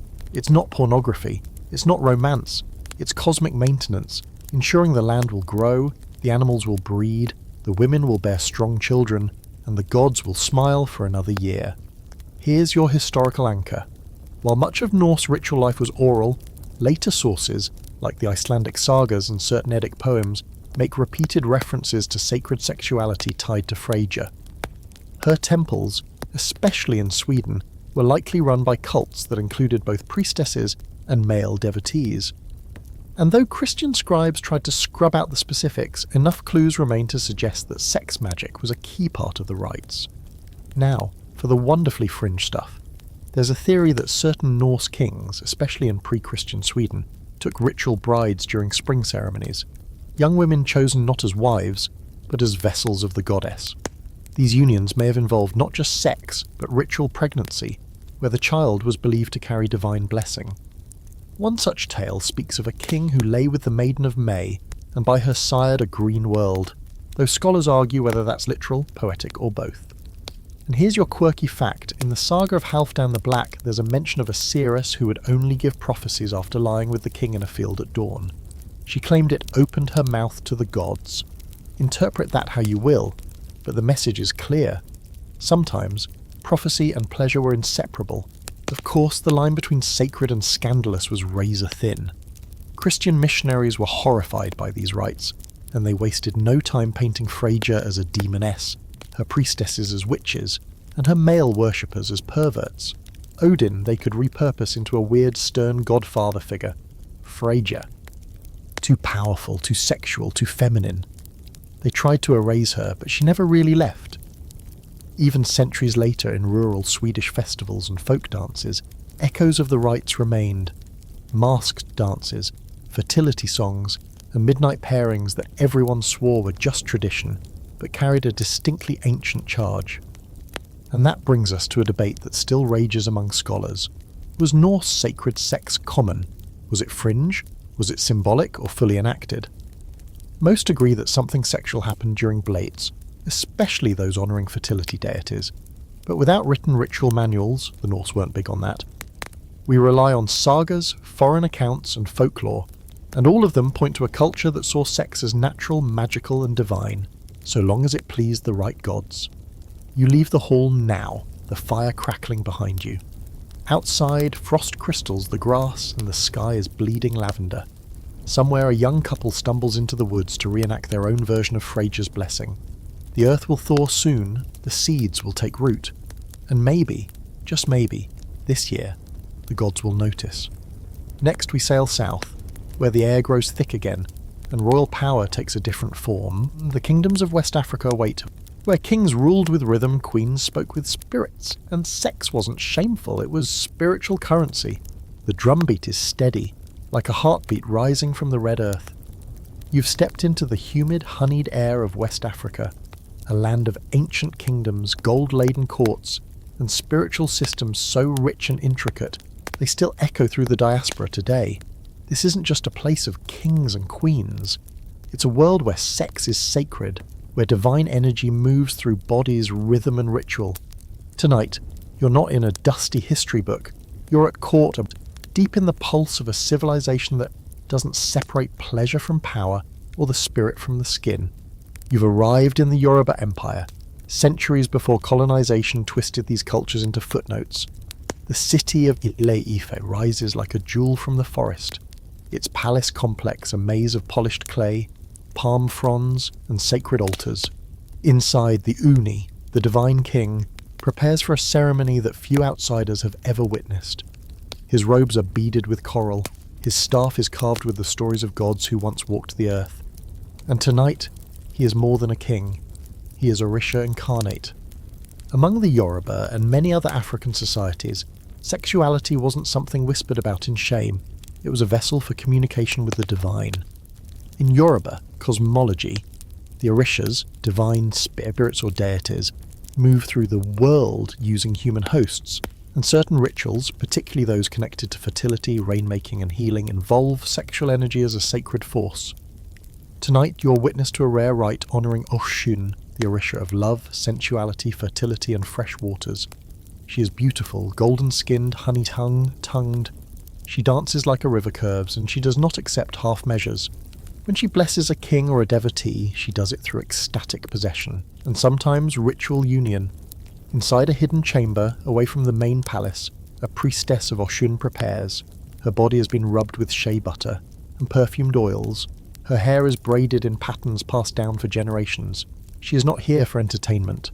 She is a vessel. When the drumming reaches its peak, she enters trance, calling Oshun down into her flesh. She sings, her voice melting like palm wine. And then she approaches the Uni, who kneels before her, not as a king, but as a devotee before a goddess. The union that follows isn't merely symbolic. In some lineages, it's a ritual act of copulation, sanctioned, sacred, and watched over by elder priestesses. This isn't about lust or ego. It's about channeling Oshun's energy into the king, renewing his power, his fertility, his spiritual alignment. It may happen behind a veil or in full view of the ritual circle. It depends on the clan, the season, the message of the divination. Here's your historical anchor. In pre-colonial Yoruba society, there were festivals where sacred sexual rites were performed between royals and priestesses in honour of deities like Oshun or Shango. These acts were not hidden. They were understood as necessary, as natural, as spiritually vital. Colonial accounts by early European visitors often describe these rites with a mixture of fascination and horror, unable to grasp how society could regard sex as something holy instead of shameful. Now here's your quirky fact. In some regions, including parts of present-day Ghana and Togo, kings were expected to perform public demonstrations of virility during coronation or festival rites. One tradition included the king symbolically ploughing the earth. A ritual sometimes included a simulated or real sexual act with a high priestess in a prepared field. If he failed to perform, it was seen as a bad omen for the harvest, the people, and his reign. The people didn't just want a ruler, they wanted proof of divine blessing. And nothing said the gods are pleased, like a successful climax at the right moment. Let's not sugarcoat it. These were intense expectations, but they weren't based in shame. In many African spiritual systems, the erotic was not taboo. It was medicine. Energy was seen as fluid. Men and women both could possess spiritual power, and sexual union, when done ritually, could heal, bless, or even banish illness. In Vedun traditions, for example, sexual rites were sometimes used to reset a person's spiritual balance after possession or trauma. The act itself was prescribed, structured, and seen as a sacred transaction between the body and the gods. Now, here's where the scholarly debate flares up like dry season lightning. Many post-colonial historians argue that the European erasure of sacred sexuality in Africa was intentional. Missionaries and colonial officials labelled indigenous sexual rites as devil worship and lewdness or witchcraft, without trying to understand their spiritual meaning. Sacred dances became tribal orgies. Fertility rituals were rewritten as primitive lust. Entire traditions of sexual priesthood, divine possession, and ritualized union were wiped out or forced underground.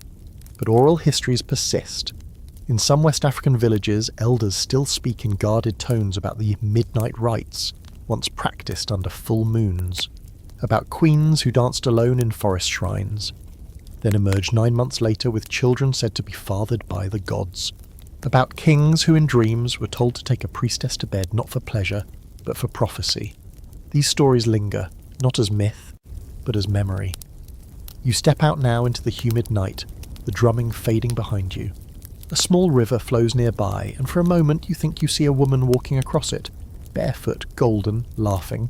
Oshun, maybe. Or maybe just the echo of a time when sex was not hidden in shame, but held up to the stars as a bridge between heaven and earth. Next we move from rivers to bloodlines, and from ritual joy to ritual sacrifice. Our next stop is with the Maya, where sacred sex wasn't just about life, it was often tied to death, bloodletting, and the cycles of time. Bring your courage, you're going to need it. The jungle hums around you like a living drum, thick with the cries of howler monkeys, the buzz of insects, and the heavy breath of something ancient that hasn't quite stopped watching. You've stepped into the world of the Maya, not the tourist-friendly version carved in souvenir soapstone, but the real thing, deep in the rainforests of what's now Guatemala and southern Mexico, where time is a spiral and blood is currency. Welcome to a civilization where sex, power, and death all sleep in the same temple bed. The stone steps beneath your feet are slick with moss. You climb slowly, carefully up the side of a pyramid that rises from the trees like a memory trying to pierce the sky. Above you, the temple smoulders with copal smoke. Inside, a ceremony is already underway. It doesn't look like any fertility ritual you've seen so far. There's no wine, no music, no seductive dancing. Instead, there are priests with obsidian blades, a bowl of thorny vines, and a young royal couple kneeling before the altar, their faces unreadable. Tonight, you're about to witness one of the most intense and misunderstood rituals in pre-Columbian history. The ritual of bloodletting and sexual union, a combined act of sacrifice and creation that was believed to keep the cosmic calendar running. And if that sounds dramatic, it absolutely was. In Maya belief, the gods had sacrificed themselves to birth the world. Their blood was the blueprint. So in return, humans were expected to feed the gods with blood, sex, and ceremony. Not once, not randomly, but according to an incredibly complex, mathematically precise calendar system. Rituals were timed to celestial events, especially eclipses, solstices, and planetary alignments. And at the centre of many of these rites, royal couples, kings and queens, flesh offered for the health of the universe. Here's how it went. The king, or sometimes the queen, would perform auto-sacrifice, piercing the tongue, the penis, or other sensitive areas with stingray spines, jade needles, or obsidian shards. The blood would drip onto bark paper, which was then burned so that the smoke could carry the offering to the gods. And in certain ceremonies, especially those involving the goddess Ixchel, patroness of fertility, childbirth, and the moon, the pain didn't end with blood. It was followed by a ritual sexual union, usually between the king and queen, but sometimes involving priestesses or sacred consorts. You're standing at the edge of one such chamber now. The queen has just drawn a thorn-studded cord through her tongue, a symbolic birthing act. Blood pools into a bowl beneath her. Her husband, the Aheu or king, has done the same, piercing his foreskin as part of a rite known as Cha'ak Uxludjan. Their pain is not for show, it's an activation, believed to open portals between worlds. The veil is thinnest now, the gods are near, and so the couple lies together on the blood-spotted stone, not out of passion, but in a final sacred act of cosmic renewal. This is the part most archaeologists skip over in the textbooks, the implication that sex and sacrifice were not separate events in Maya ritual life. In fact, some Maya glyphs depict entwined figures surrounded by blood scroll motifs, suggesting not just intimacy, but blood-infused eroticism. One such carving from Yaxchilan shows Lady Suk, a queen, performing bloodletting before engaging in what appears to be a union with her king, possibly during a lunar eclipse. To the Maya, this wasn't grotesque, it was divine. Here's your historical anchor, the Yaxchilan lintels, discovered in the ruins of Chiapas, Mexico, depicts several ritual scenes involving kings and queens performing bloodletting rites, followed by what scholars call vision serpent experiences. These serpents often bring forth images of ancestors or gods, visions induced by pain, trance, and perhaps ritualized intimacy. While the sexual component is heavily debated, the proximity of these visions to royal pairings and the repeated appearance of fertility symbols suggests something more than symbolic. Now for the quirky detail, some elite Maya rituals involved a substance called balshay, a mildly hallucinogenic drink made from fermented tree bark and honey. It was sometimes consumed during sexual rites in caves, which were considered womb-like portals to the underworld.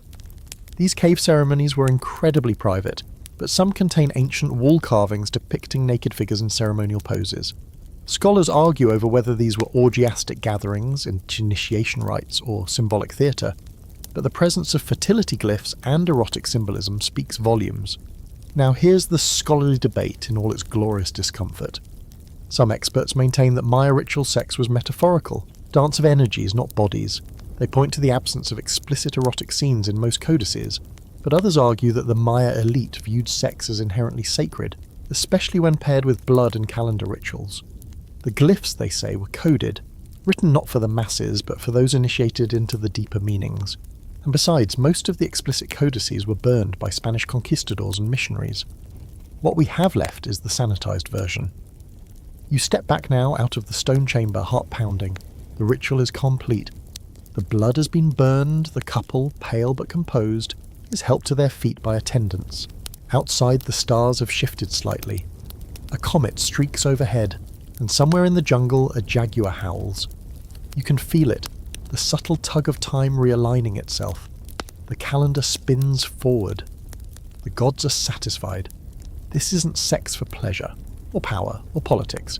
This is existential maintenance. Without these rites, the Maya believed, the sun might stop rising. The crops might fail. The underworld might crack open and swallow the world whole. And maybe they were right. Next, we step out of the jungle and into the candlelit corridors of Tudor England, where sex is no longer about feeding gods, but controlling thrones. Get ready for spies, seduction, execution, and a king who treated the bedroom like a battlefield. His name, you already know it. Henry VIII is waiting. The air in the palace is thick with perfume and paranoia. You're in Tudor England now, walking the polished halls of Hampton Court, past flickering torches and tapestries that hide more than just cold stone. Behind every velvet curtain is a secret. Every glance, a calculation. And every kiss, potentially treason. This isn't a world of divine orgies or cosmic fertility rituals. No, here, sex is currency, and the king is the bank. Welcome to the court of Henry VIII, where sacred union has been replaced by sacred surveillance, and pleasure comes with a side of decapitation. Tonight, you're not a noble. You're not even a servant. You're something far more dangerous. A lady in waiting, trained to look lovely, say nothing, and understand everything. You know that a moment of attention from the king could raise you higher than your bloodline ever allowed. You also know that it could end in a scaffold, your hair chopped with your legacy. Henry VIII wasn't subtle. He wasn't interested in subtle. From the start of his reign, he made it clear that sex and succession were two sides of the same blade. His obsession with producing a male heir wasn't just dynastic, it was theological. Henry believed God had cursed his first marriage to Catherine of Aragon, denying him sons because he'd married his brother's widow. That was the official story. The subtext? He was bored. He wanted something younger, more alluring, more compliant. Enter Anne Boleyn, trained in the art of courtly flirtation, fluent in French, and smart enough to know that sex with the king had to be withheld until it came with a crown. This is where things get ritualistic, if not sacred, then at least sacralized by Henry's ego. He began treating his pursuit of Anne like a spiritual journey. He invoked scripture, rewrote church laws, and waged a political war against the Pope, all to marry a woman he hadn't yet bedded. Because for Henry, this wasn't about casual sex. It was about sexual prophecy, the belief that his next union would save his soul, his dynasty, and his nation. When he finally married Anne, their wedding night was framed as a divine act. He believed God had led him to her, that her womb was destiny's vessel, but when she, like Catherine before her, failed to produce a living son, that divinity began to rot. Suddenly every flirtation she'd made was evidence of witchcraft, every male friend a potential lover. The court swelled with spies. Her own brother was accused of incest with her. Henry's sacred union dissolved in a public spectacle of betrayal, execution, and dismemberment. Here's your historical anchor. Henry's court was riddled with official watchers, men and women whose job it was to observe the behaviour of queens and noblewomen, looking for any hint of sexual impropriety. Being alone in a room with a man, suspicious, whispering, treasonous, laughing too freely, dangerous, because in Henry's world sex wasn't private, it was political evidence. Now for the fringe theory. Some scholars believe that Henry, steeped in superstition and obsessed with divine will, may have viewed sexual union itself as a kind of royal magic. He selected partners not just for beauty, but for astrological timing, family bloodlines, and sometimes even dream symbolism. There's an apocryphal story that Henry delayed one wedding night after seeing a comet streak across the sky, convinced it was a sign of ill fortune. Another tale claims he consulted alchemists before bedding Jane Seymour, hoping to increase the odds of a male heir. And then there's the ritual performance of the royal bedchamber. On certain royal wedding nights, nobles were invited to witness the couple being led to bed, a strange custom blending voyeurism, legal confirmation, and theatrical pageantry. The curtains were drawn, but only after the guests had seen the king and queen in their nightclothes, lying side by side. The idea was to certify consummation, a way of making sex into a contractual act, with God, the court, and history as witnesses. Let's not forget Anne of Cleves, the famously ugly queen Henry couldn't bring himself to touch. After one awkward night, he claimed she repulsed him so thoroughly that he couldn't perform. He later annulled the marriage, claiming it had never been consummated. Was it about her appearance? Or was Henry by then bloated and infected with festering leg ulcers, no longer able to perform, and in need of a scapegoat? The line between ritual failure and personal shame blurred until nobody could tell which was which. Here's your quirky fact. Henry commissioned astrological charts for his marriages and children, believing certain alignments would bring divine favour. Before sleeping with a new mistress, he often consulted his astrologer. One record shows him delaying a visit to a woman's chamber because her moon was in opposition.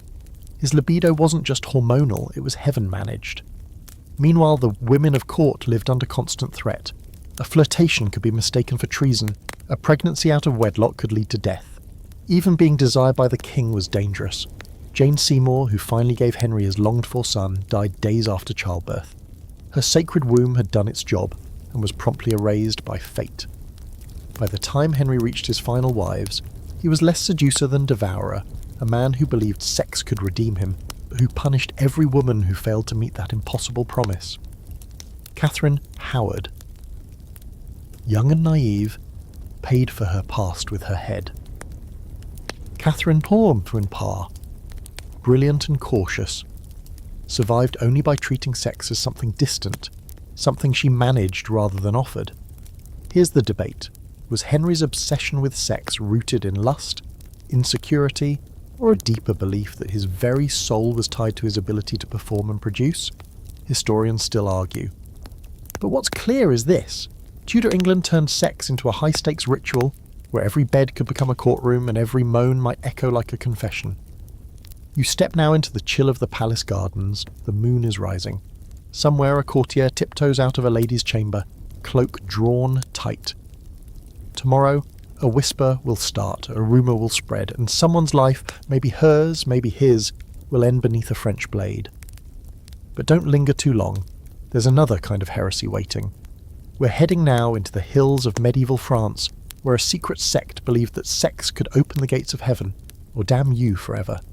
They were called the Cathars, and they played with fire. The road to the Languedoc winds through hillsides littered with crumbling stone keeps and wild lavender. You smell thyme on the breeze and something else. Smoke, maybe, or the last breath of someone who dared to question everything. You've arrived in medieval France, in the heart of Cathar country, where the church no longer reigns unchallenged, and salvation isn't handed down from cathedrals but whispered in caves, sung in forests, and sometimes, yes, shared between bodies under candlelight. The Cathars were heretics, according to Rome, enemies of God, but to themselves. They were the true believers, the ones who had cracked the code of divine reality. And that code, it didn't involve stained glass or papal decrees. It involved light, purity, duality, and sometimes sex, not as sin, but as transformation. You step into a stone house on the edge of a Cathar stronghold, Montsegur maybe, or a lesser-known refuge tucked in a valley, where the church's reach thinned out. There's no crucifix here, no Virgin Mary, no incense. But there are candles, there are books, and in the corner, wrapped in a shawl of midnight blue, sits a woman whose eyes seem older than time. She is a perfecter, a female Cathar spiritual guide. And yes, in this tradition, women could lead, could teach, could initiate. The Cathars believed in equality of soul, even if the world around them screamed otherwise. They also believed the physical world was corrupted, a prison built by a false god. Flesh, a trap. Sex, dangerous. but also powerful. Here's the contradiction. The Cathars were dualist Gnostics.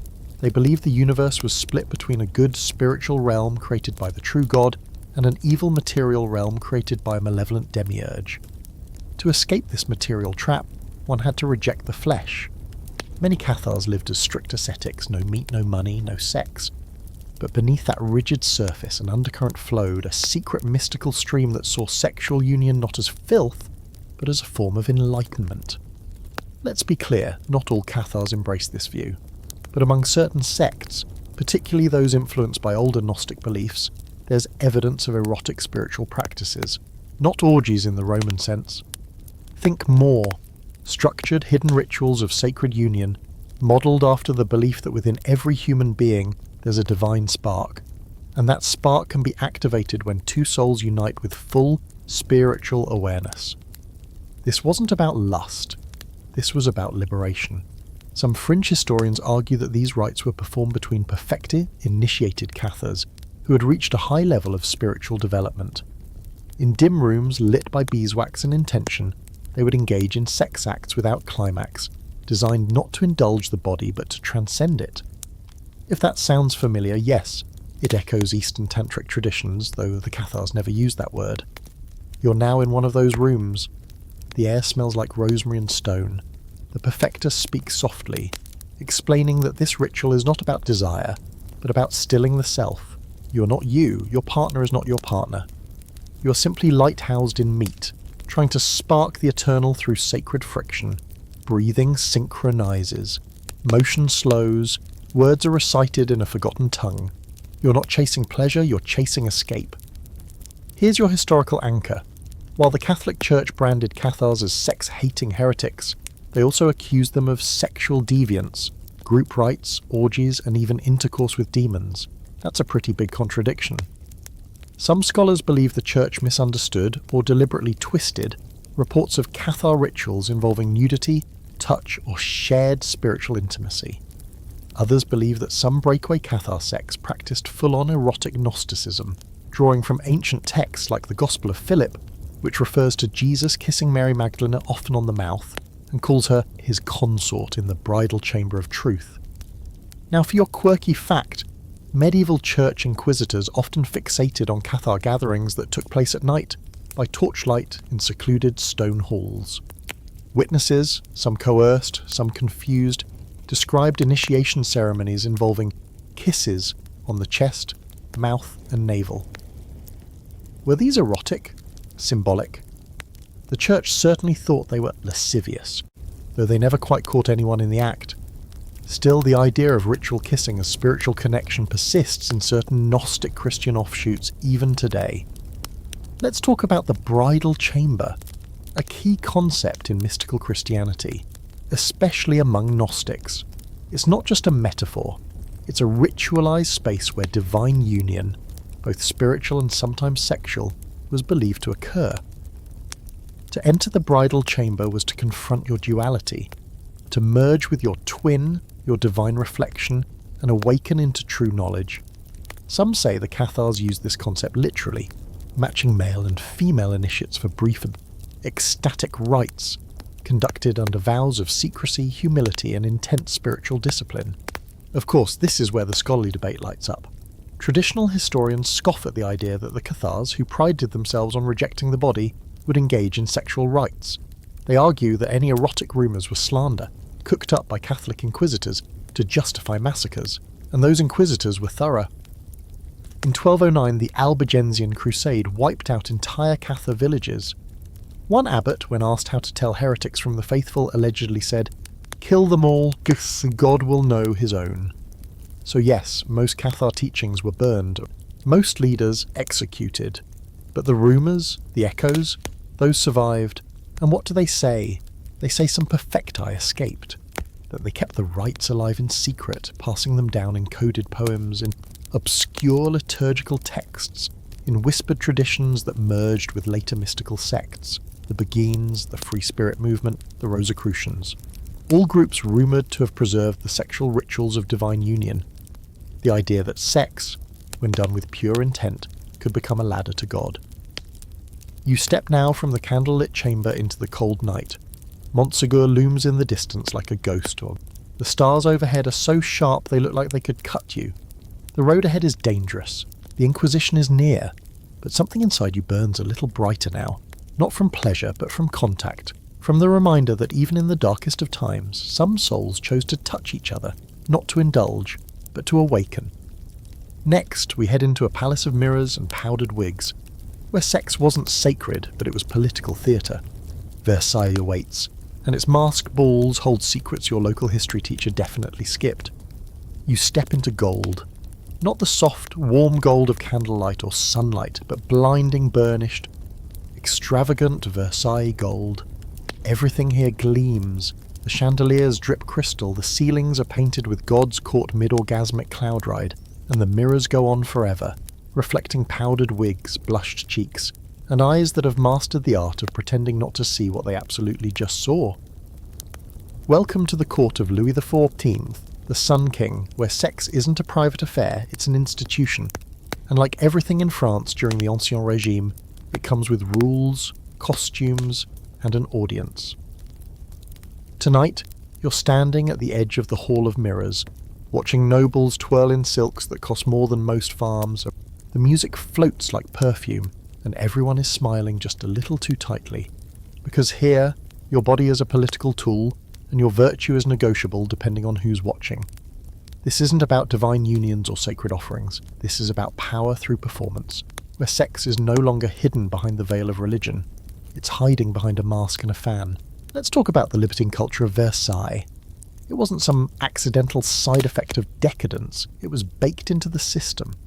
Louis XIV designed his court not just as a palace, but as a stage. The king was the star, and everyone else, dukes, duchesses, mistresses, spies, were characters in his endlessly looping play. Sex here wasn't sacred, but it was absolutely ritualized. Take, for example, the daily royal routine. Louis rose every morning in a public ceremony, known as the lever, where nobles watched him wake up, get dressed, and maybe toss a glance at whichever court lady had captured his attention the night before. Yes, even his sleep was part of the performance. His meals were eaten under watch, his bed was the state's business, and when he took a mistress, everyone knew. Everyone watched. Here's your historical anchor. Madame de Montespan, Louis's most infamous mistress, held more influence than half the dukes combined. She wasn't just his lover. She controlled court access, negotiated favours, and decided who rose and who fell. Their sexual relationship was well known, openly discussed, and choreographed in whispers and protocol. She even had her own apartment in Versailles, directly connected to the king's chambers by a secret corridor. Convenient, sure, but also symbolic. Her pleasure was state infrastructure. But let's get weirder.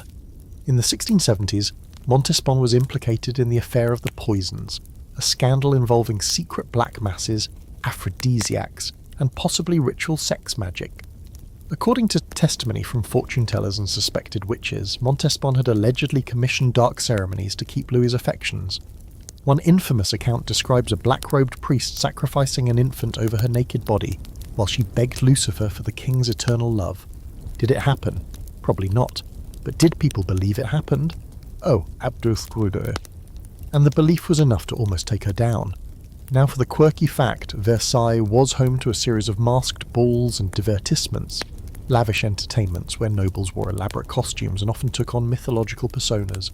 During these nights, sexual boundaries blurred behind layers of powdered faces and flowing champagne. Louis himself often played Apollo while his guests became gods, satyrs and nymphs. These weren't just parties, they were ritualized role plays, acts of divine theatre where flirtation became foreplay and myth masked reality. And here's where the ritual gets serious.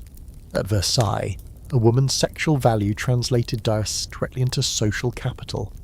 A well-timed affair with the right marquis could elevate a merchant's daughter into nobility. A royal mistress might secure titles, lands or marriage prospects for her entire family. Sex wasn't sacred, but it was structured, and everyone played the game. Behind closed doors, Versailles was a tangle of jealousy, surveillance, and calculated liaisons. Courtiers left anonymous notes accusing each other of impropriety. Chambermaids were interrogated about who slipped into which room at which hour. And yet sex was also entertainment. openly joked about in salons, written into plays, even painted onto private commissions. If you couldn't laugh about it, you didn't belong. But don't mistake this decadence for freedom. There were rules, and breaking them, especially the unspoken ones, could mean exile or disgrace. For instance, while Louis's mistresses were flaunted, his court forbade open displays of same-sex relationships, despite plenty happening in secret. When one of his cousins was caught in a tryst with a footman, the scandal nearly destroyed their house.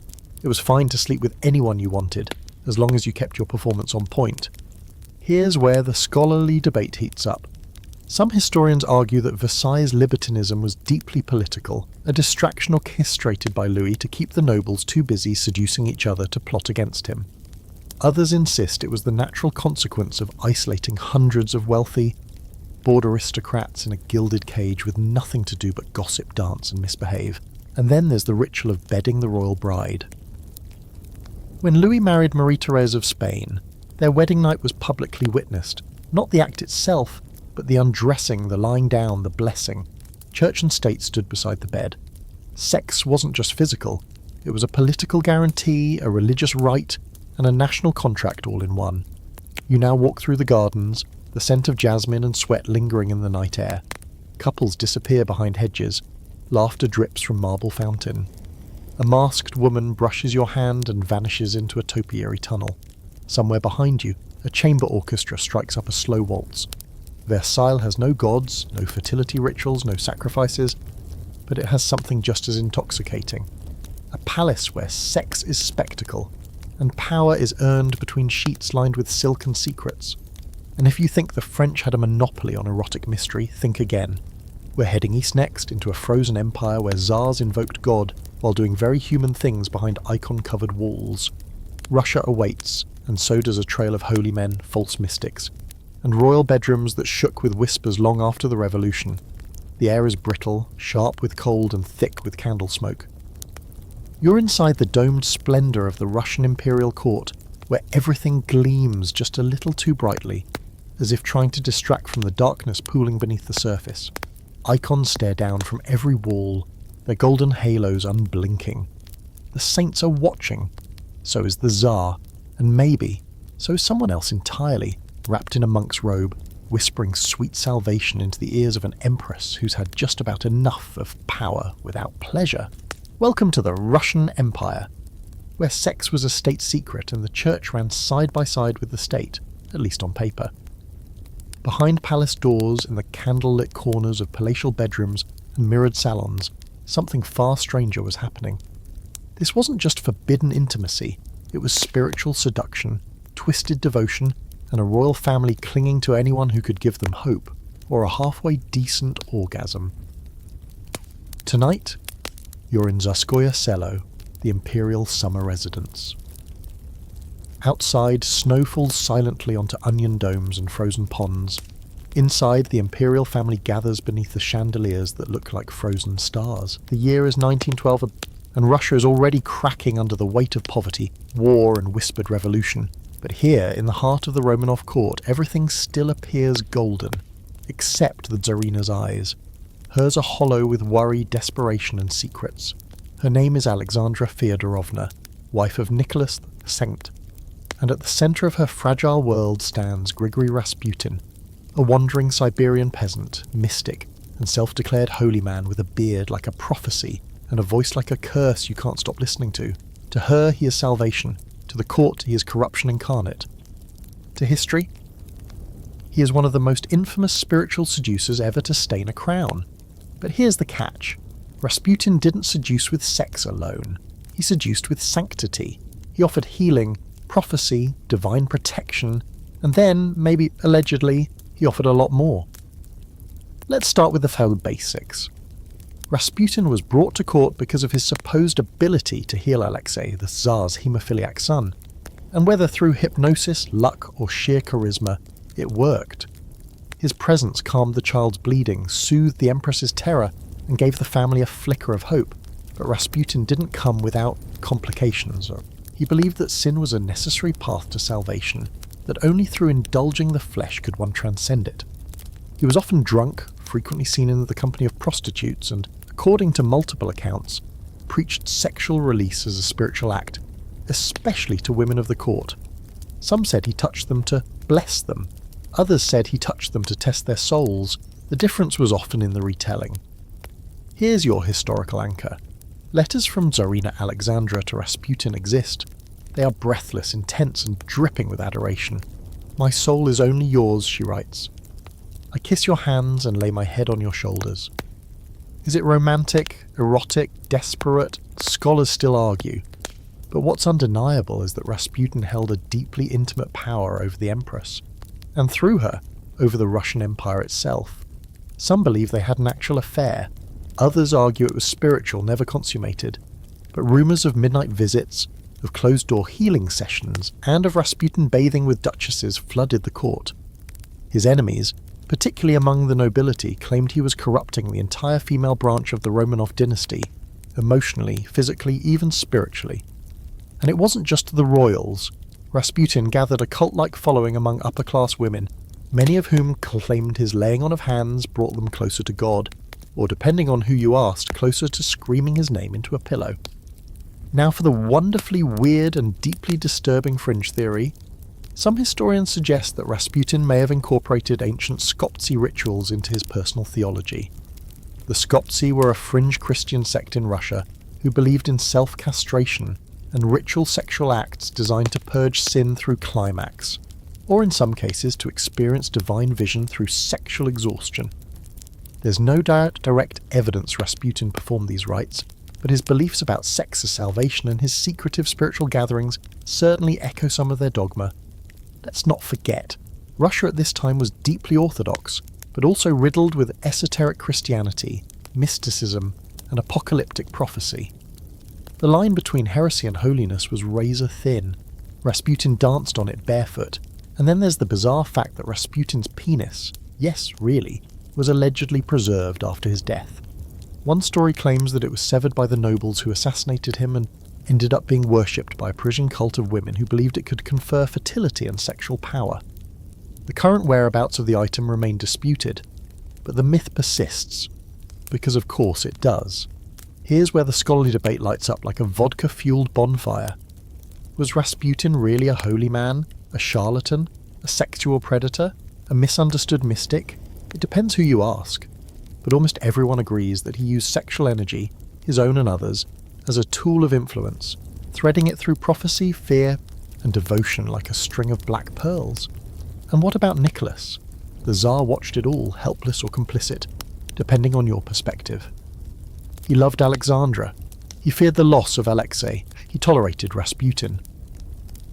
But the rot had already set in. The palace was full of whispering servants, hostile ministers, and nobles whose daughters had all spent a little too much time being blessed. Eventually it all collapsed. The Romanovs fell. Rasputin was murdered, stabbed, shot, poisoned, drowned. They made very sure. The revolution came like a tidal wave, wiping away the monarchy, the icons, the jewels, the secret ceremonies. But the legend of Rasputin, it survived. Because it was never just about one man. It was about how sacred desire can become dangerous, how intimacy can disguise itself as healing, and how the bed of an empress can become the fault line of an empire. You step now into the snow, the stars are sharp. Somewhere in the cold silence you hear chanting, soft, seductive, unknowable. Russia still dreams of its lost royalty, and maybe somewhere it still dreams of the holy man who touched them and left them burning. Next we sail south into a palace of cushions, shadows and stars. The Ottoman harem awaits, where women were both prisoners and priestesses, and sacred sex wasn't fantasy, it was policy. The scent of rosewater drifts down a corridor lined with gilded latticework, delicate as a whisper. Lanterns swing softly above your head, casting golden patterns across polished marble floors. You're inside the Ottoman Imperial harem, buried deep within the sprawling Topkapi Palace, where velvet silence cloaks a world far more intricate and intimate than the outside ever imagined. This isn't the harem of Western fantasy, all pillows and perfume. This is a political machine wrapped in silk, and tonight you're going to see how sacred sex, astrology and empire all entangled themselves behind these carved wooden screens. You walk carefully, quietly. This is a place for secrets. The harem is the private heart of the Ottoman court, home to the Valide Sultan, the Sultan's mother, his wives, his concubines, and a carefully ranked hierarchy of women trained not just in seduction, but in language, music, poetry, and manipulation. To be chosen by the Sultan wasn't a matter of luck. It was a matter of celestial timing, spiritual harmony, and a very particular kind of sacred choreography. Let's start with the basics. The Ottoman sultans didn't marry in the traditional sense. Instead, they kept concubines, selected from across the empire: Greek, Circassian, Albanian, Georgian, Slavic, North African, women of extraordinary beauty and intelligence. But it wasn't as simple as plucking a pretty face from the crowd. Before a concubine ever saw the sultan's bed, she spent years in training, learning court etiquette, poetry, music, and yes, the art of pleasure. But this wasn't your average finishing school. This was spiritual warfare in silk slippers. At the top of the hierarchy was the Husky Sultan, the favourite concubine, the one who bore the sultan a son. She wielded influence equal to viziers, in some cases more, and the moment she gave birth to a prince, she was untouchable by any man but her son's father. Because from that point on, her body wasn't just desired, it was politically sacred. Here's your historical anchor. Hurrem Sultan, also known as Roxolana, was a concubine of Ukrainian origin who rose to unprecedented power in the 16th century. She wasn't just the Sultan's lover, she became his official wife, breaking centuries of Ottoman tradition. She ruled alongside Suleiman the Magnificent, advised him on political matters, orchestrated marriages, and used the harem not as a prison, but as a spiritual court, where loyalty and sensuality were both forms of statecraft. But what you may not know is that her selection, and the selection of any woman by the Sultan, was often based on astrological calculations. The court employed official astrologers who mapped out the positions of the stars and planets to determine the most auspicious nights for sexual union. These nights were believed to increase the chance of conceiving a strong, healthy male heir. The union was more than physical, it was cosmically sanctioned, guided by the divine rhythms of the universe. Tonight is such a night. You're watching from the shadows as a young concubine, dressed in embroidered gauze and adorned with amulets, is led to the Gözde Odası, the room of the favoured. She is bathed in rosewater, burned myrrh to purify herself, and been anointed with jasmine oil.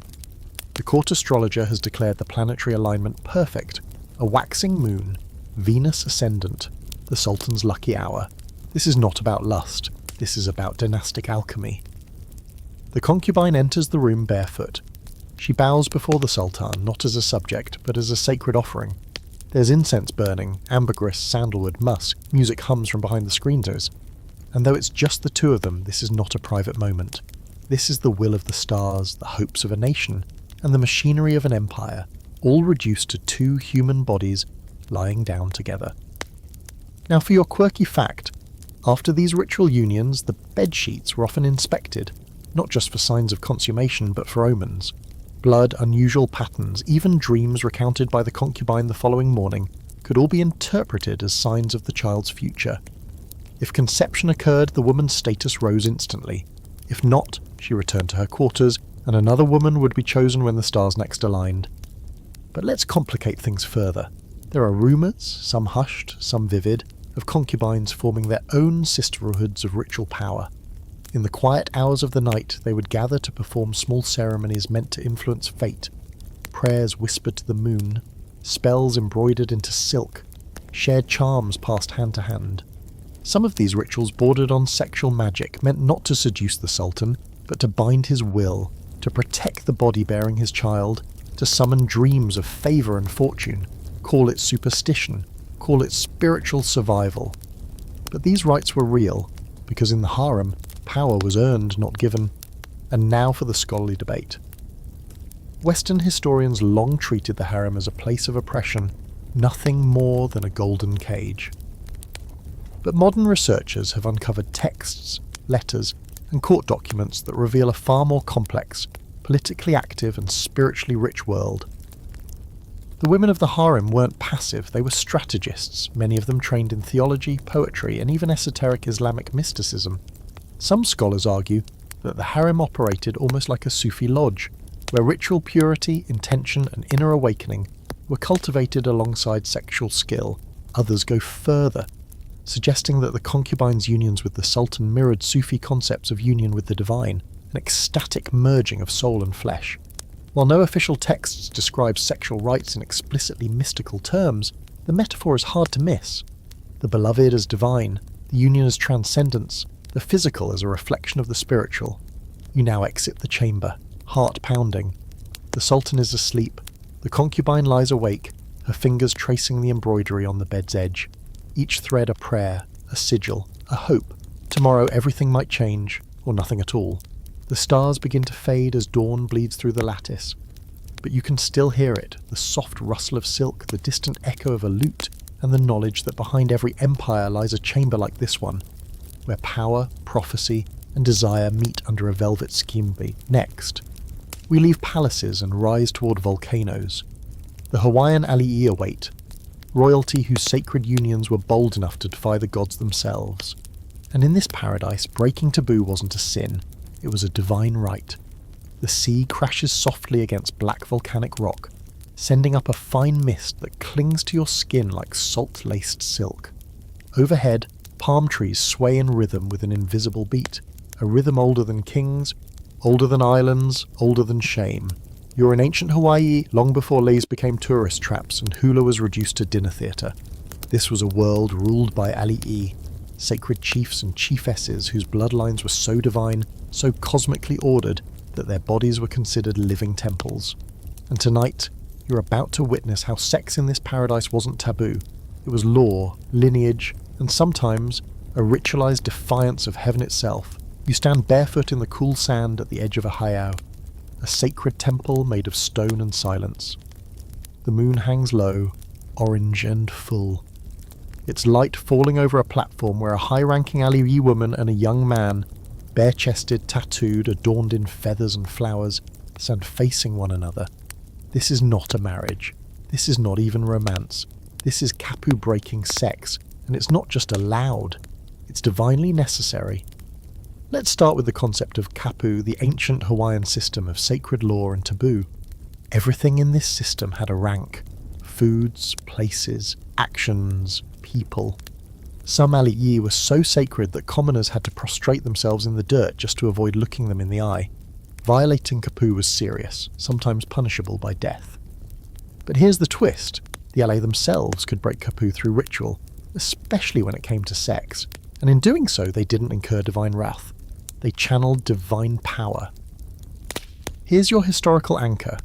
In pre-contact Hawaii, certain unions between high-ranking relatives, yes, even sibling pairs, were not only permitted, but considered the most sacred of all. These incestuous relationships, known as Namo o Ali'i, were believed to preserve mana, or spiritual power, within the royal bloodline. One such legendary pairing was Pi'ilani and Piakea, brother and sister of royal descent on Maui. Their union was recorded not as scandal, but as cosmic harmony, the male and female aspects of a divine lineage reuniting to strengthen the realm. To modernize, it's shocking. But in the Hawaiian worldview, these sacred couplings weren't just biological, they were cosmological. The ali'i traced their ancestry back to the gods, Papa, Earth Mother, and Wakea, Sky Father, whose own union involved breaking kapu to create the Hawaiian Islands. And since the gods had done it, so could their divine descendants, especially if the result was a child with even more concentrated mana. You're now deep within the heiau, watching as chants rise around the couple. Priests, or kahuna, encircle the platform, chanting invocations to Leno and Cain, gods of fertility and procreation. The man and woman begin to move, slowly at first, then in a rhythm that mimics the rising tide. This is not a voyeuristic performance. This is ceremony. The union you witness is as structured and sacred as any Eucharist. Their bodies are not instruments of pleasure, they are vessels of creation, not just of life, but of divine balance. Here's your quirky fact. In some rituals tied to the Makahiki season, a time of peace, harvest, and tribute to the god Lono, ali'i were encouraged to engage in ritualized sexual unions outside of their marriages. These acts were believed to renew fertility, both in the land and in the spiritual order. For a short time, the kapu system was lifted, and love, if we can call it that, was free, sacred, and politically potent. But not everyone got to play.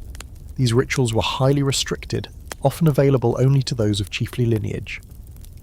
For commoners, violating kapu around sex, especially with an ali'i, could mean swift execution, A glance held too long, a touch without permission.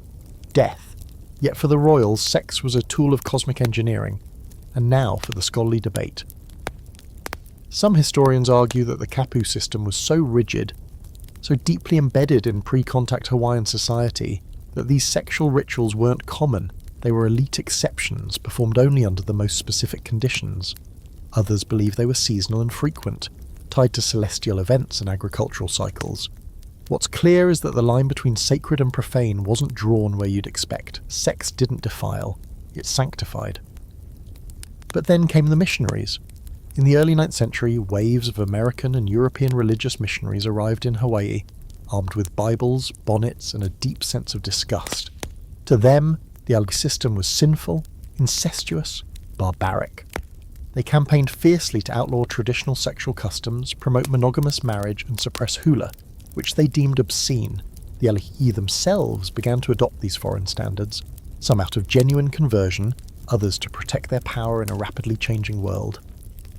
One woman who walked both worlds was Queen Kaahumanu, the powerful wife of Kamehameha I. After his death, she declared herself Kuhina Nui, a kind of co-regent, and shocked the kingdom by publicly breaking the Eyi Kapu, the food taboo that prohibited men and women from eating together.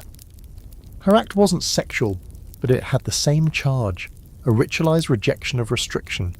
Soon after, she embraced Christianity, helping dismantle the kapu system altogether. But even she, with her hybrid loyalties, carried the knowledge of a time when sex and sovereignty were the same thing. Now, you stand alone by the sea. The ceremony is over. The waves pull back from the shore with a sigh. Somewhere inland, a conch shell sounds, and you imagine another alii stepping into moonlight. Another body becoming more than flesh, becoming history, becoming inheritance, becoming a bridge between gods and mortals. In Hawaii, they called it aloha aina, love of the land. But the land loved back, too. And sometimes it loved through sex, through sacred unions and forbidden bloodlines that dared to say, we are divine because we dare to touch, to join, to break rules in the name of balance. Next we head back to Europe, not to the palaces, but to the hidden lodges and shadowed libraries of secret societies. The Rosicrucians, the alchemists, the dreamers of divine fire, they're waiting. And their rites. Let's just say the candlelight wasn't always for reading. The door creaks open, not because it's old, but because secrecy needs warning. You're in Europe now, somewhere between Prague and Paris, though the exact location doesn't matter. These meetings never happen in daylight, and they never happen in places with windows. You descend into a cellar where stone walls are lined with ancient manuscripts, astrological charts, and strange brass instruments you can't begin to name. A single candle burns in the centre of the room. Around it sit a half-dozen figures in hooded robes, eyes calm, hands folded, and lips sealed. You've just entered the esoteric underground, world of the Rosicrucians, alchemists, and occult mystics, where sex wasn't sin, it was a science. And sometimes a sacrament. You're told not to speak. Not yet. Just observe. One of the figures begins reading from a dusty volume that smells like beeswax and regret. It speaks of a bridal chamber, but it's not the kind you find in castles.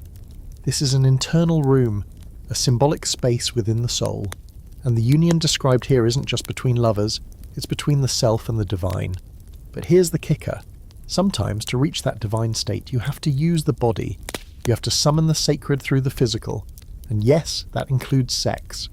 The Rosicrucians, if you've never fallen down that rabbit hole, were a secretive, mystical society that emerged in the 17th century.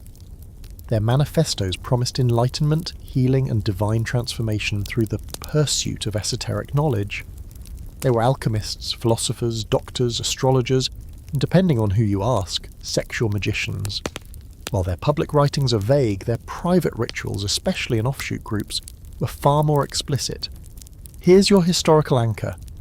In the later iterations of Rosicrucianism, especially those that overlapped with theosophy and Hermetic mysticism, there are surviving texts that discuss sexual polarity, the idea that male and female energies must be united, not just metaphorically, but physically, to generate spiritual power. This concept fed directly into ritual sex acts, designed to raise Kundalini energy, activate the inner sun, or achieve what some called the alchemical wedding, a merging of opposites to create something divine. It wasn't orgiastic, it was controlled, Hawaiian, timed with planetary alignments, moon phases, and precise breathing patterns. The act might take place within a ritual circle, surrounded by symbols of transformation, phoenixes, serpents, roses, and crosses. The partners involved were not just participants, they were initiates, trained in what they called the Great Work. Yes, the term the Great Work technically refers to the transformation of the soul or lead into gold if you want to get literal about alchemy, but within many secret societies it also referred to the ritual union of two polarized forces, active and receptive, solar and lunar, male and female, through sex, not for pleasure, not for reproduction, but for transcendence. Now, for your quirky fact, in one lesser-known Rosicrucian splinter group in 18th century France, initiates were required to meditate for 40 days before performing the sacred nuptia, a ritual act where sex was performed only after aligning the participant's breath pulse and mental focus. If either party became too aroused or emotionally attached, the ritual was considered invalid. Love was dangerous. This wasn't about affection, it was about ascension.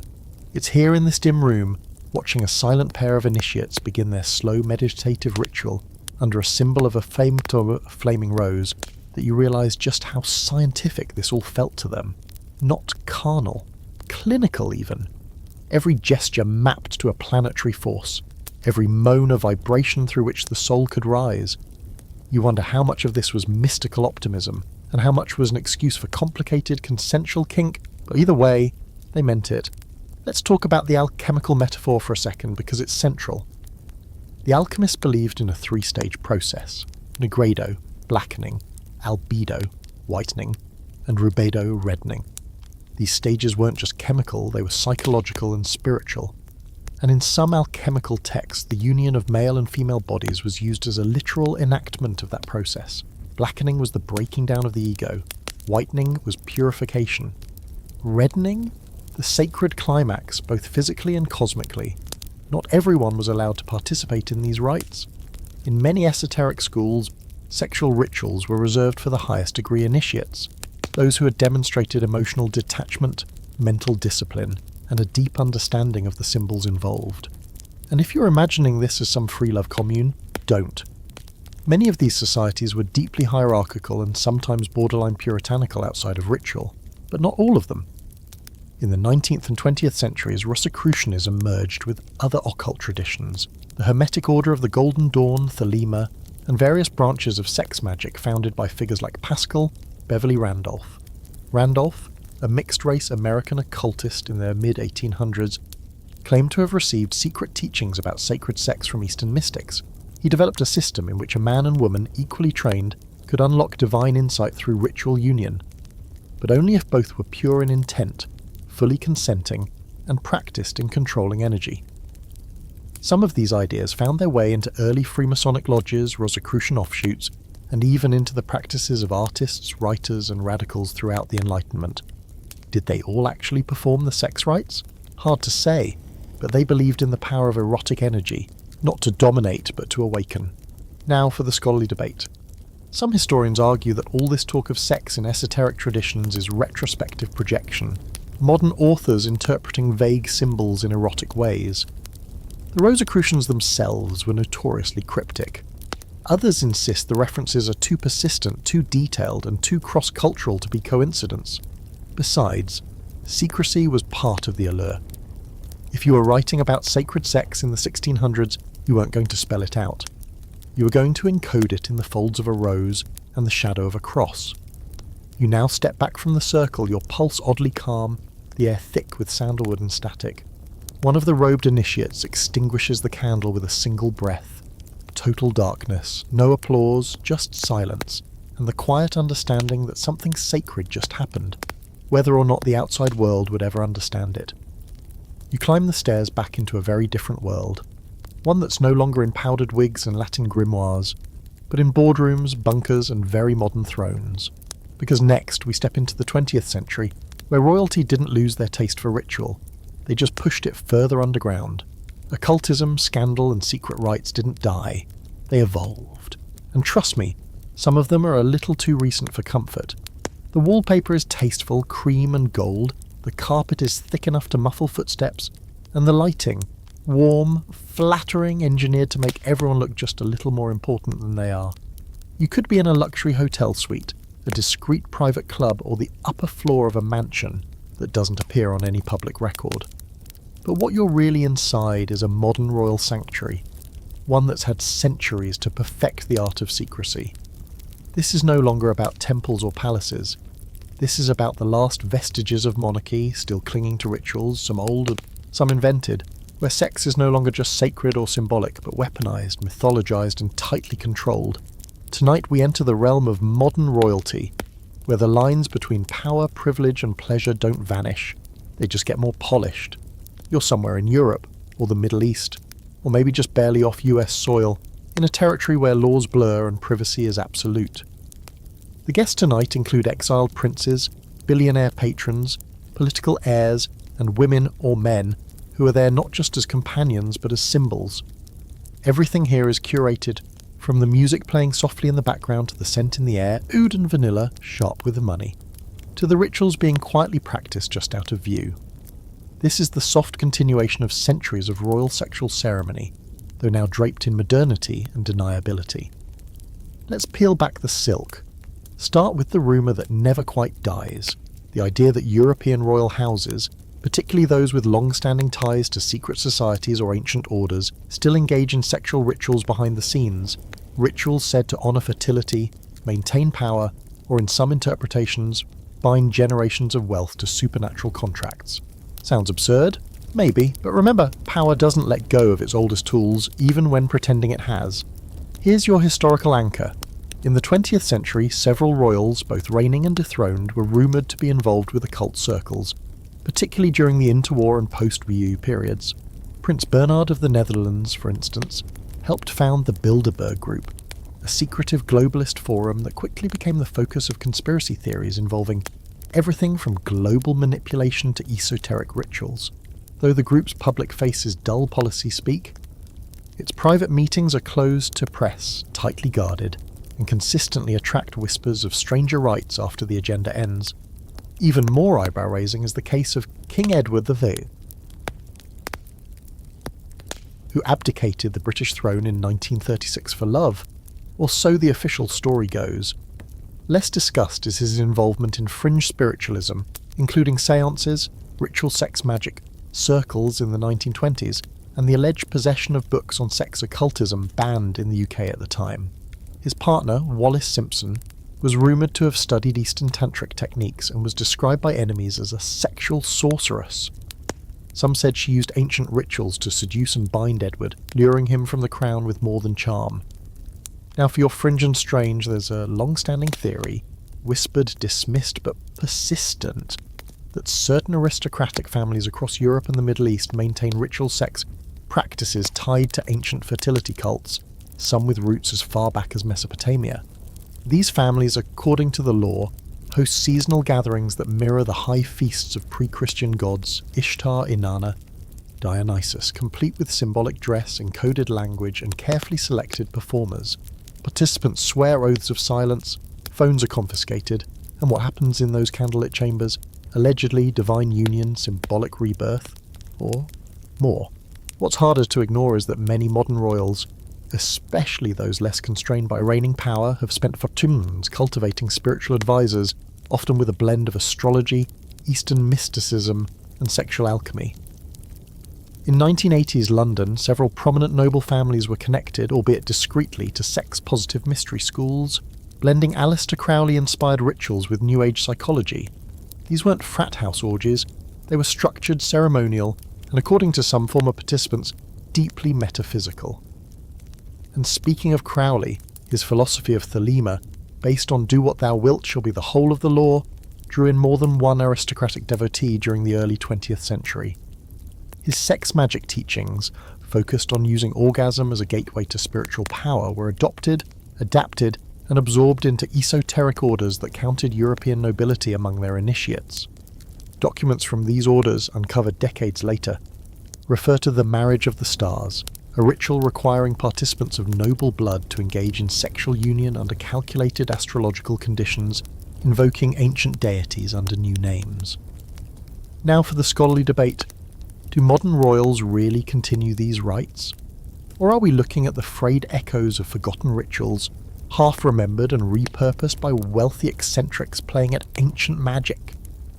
Historians argue both ways. On one side, skeptics claim that everything from tantric royalty to sex magic aristocrats is the product of fiction, fetish, and Freudian projection.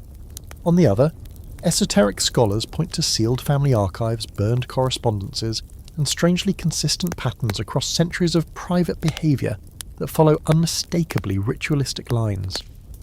One detail that keeps coming up: mirrored rooms. Several royal estates, notably in Italy, France and England, possess rooms with floor-to-ceiling mirrors, often sealed off or unlisted in public maps. Historians claim they were for surveillance, or maybe for style, but esoteric theorists suggest these rooms were built to reflect energy, specifically sexual energy, back into itself during ritual acts, magnifying the participants' spiritual resonance. Whether that's metaphor or myth, no one's saying, but the blueprints exist. Then there are the post-colonial monarchies where traditional sexual rituals survived under the radar. In parts of the Middle East and Africa, ruling families have kept royal birth rooms, where lineage is ritually confirmed through ceremonial unions, sometimes spiritual, sometimes very literal. These rites are rarely discussed publicly. When they are, they're dismissed as old customs, but the precision of their secrecy suggests otherwise. And let's not forget the cult of secrecy itself. In a world where monarchies now survive by charm, PR, and curated appearances, what better way to protect the last of their sacred rites than by letting them become myth? If the public sees them as fairy tales, the rituals remain untouched, whispered behind closed doors, hidden behind glittering crowns and polite smiles. Now you step out of the modern chamber, back into the night. The air feels heavier somehow, the stars brighter. Somewhere a black car idles in a private driveway. Someone lights a candle in a windowless room, and a name you'll never hear publicly murmurs, a vow to a god history has long forgotten. But that still demands worship in silk sheets, gold rings, and ancient words. Next, we return to ancient soil for our final chapter, Egypt, where sex was not just sacred, it was the blueprint of the cosmos, and gods themselves were born from the union of body and sky. The Nile is quiet tonight. Its waters glint under a silver moon, slow and endless, like time itself taking a breath. Papyrus rustles along the banks. Somewhere nearby a jackal howls, a reminder that the gods are always watching. And here in ancient Egypt they watch everything. Your breath, your thoughts, your sweat. And especially what happens when the body becomes a ritual, when flesh imitates divinity and sex becomes the engine of the universe. Tonight, while you're standing beneath the towering columns of a hidden chamber inside the Temple of Karnak, long after the tourists have left, you're not just here to admire the hieroglyphs, you're here to understand something deeper, something forbidden, or at least not often spoken aloud. Because ancient Egyptian society, for all its funerary obsession and stoic statues, was built on a foundation of cosmic intercourse, and they wrote it in stone. Let's start at the beginning. No, really, the very beginning. In the ancient Egyptian creation myth from Heliopolis, the universe begins not with a bang, but with a god masturbating into the void. The god's name is Atum, the first being who creates the world by ejaculating the gods Shu, air, and Tefnut, moisture, into existence. In other versions, he sneezes and spits them out, but many scholars agree that the act was masturbatory, a self-creative moment of divine sexual power. Yes, the birth of all things came from a solo act of sacred pleasure. And this is not a metaphor. The priest performed ritual reenactments of this moment. There are records suggesting that during certain Nile festivals, the high priest would simulate Atum's divine act, symbolically helping to ensure the inundation of the river, which brought fertility to the land. In Egyptian cosmology, sex wasn't just life, it was infrastructure. It was irrigation, politics, calendar, and cosmos. Now for your historical anchor. The festival of Opet, held annually in Thebes, celebrated the divine union of Amun, king of the gods, and his consort Mut. During this grand ritual, the statues of the gods were carried in processions, but that wasn't the interesting part. In hidden inner sanctums, the pharaoh himself was believed to unite with the goddess Mut, sometimes symbolically, sometimes, depending on the era and ruler, quite literally with a female priestess embodying her. This was no ordinary rite. It was a sacred sexual act meant to renew divine kingship, to restore Ma'at, cosmic order, and to guarantee the fertility of both the land and the people. Now imagine it. You're standing at the edge of one such chamber. The walls shimmer with gold and paint, still vivid after millennia. Torches flicker. Incense curls in the air. Frankincense, blue lotus, myrrh. The pharaoh, anointed with sacred oils, enters. Across from him kneels a high priestess veiled in linen, her body already prepared through days of purification. What happens next is not voyeuristic, it is precise, it is choreographed. It is divine reenactment, man and woman not as themselves, but as gods inhabiting human skin. But it wasn't always heterosexual. Some fringe interpretations of Egyptian mythology point to more fluid divine pairings. The god Set, known for chaos and storms, is said to have overpowered his brother Osiris sexually, an act meant to humiliate, yes, but also to absorb power. And when Horus later battles Set for the throne, their confrontation turns bizarrely sexual again.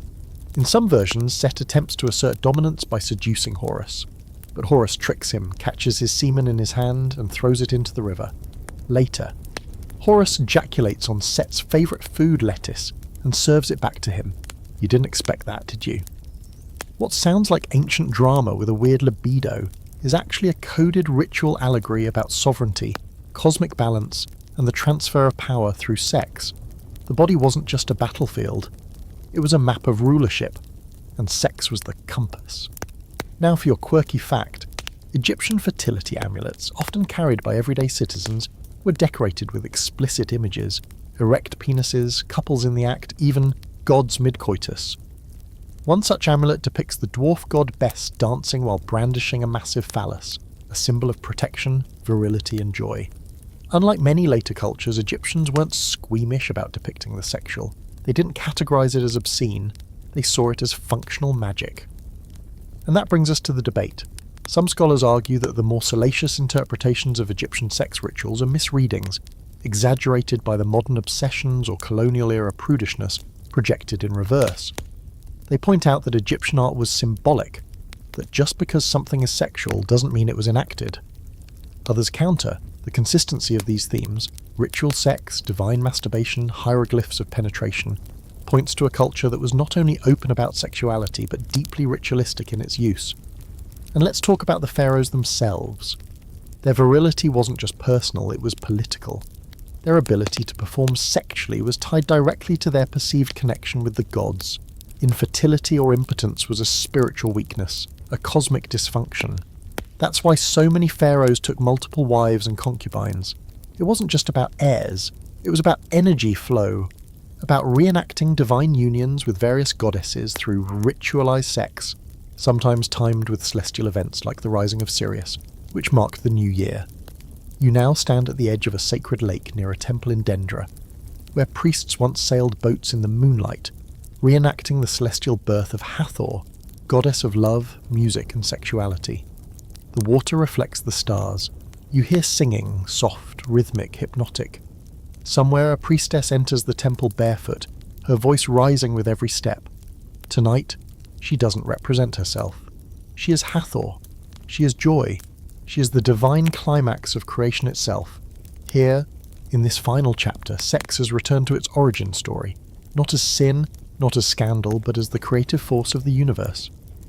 The Egyptians didn't whisper about it. They carved it into tombs, taught it through ritual, embedded it in the very bones of their mythology. And now, as you walk back through the shadows of temples and time, every whisper, every moan, every sacred touch from the stories before begins to make a little more sense. Because whether on jungle altars, harem cushions, velvet thrones, or mirrored chambers, forbidden royal sex rituals were never just about indulgence. They were about control, cosmos, and continuity. And maybe, just maybe, they still are.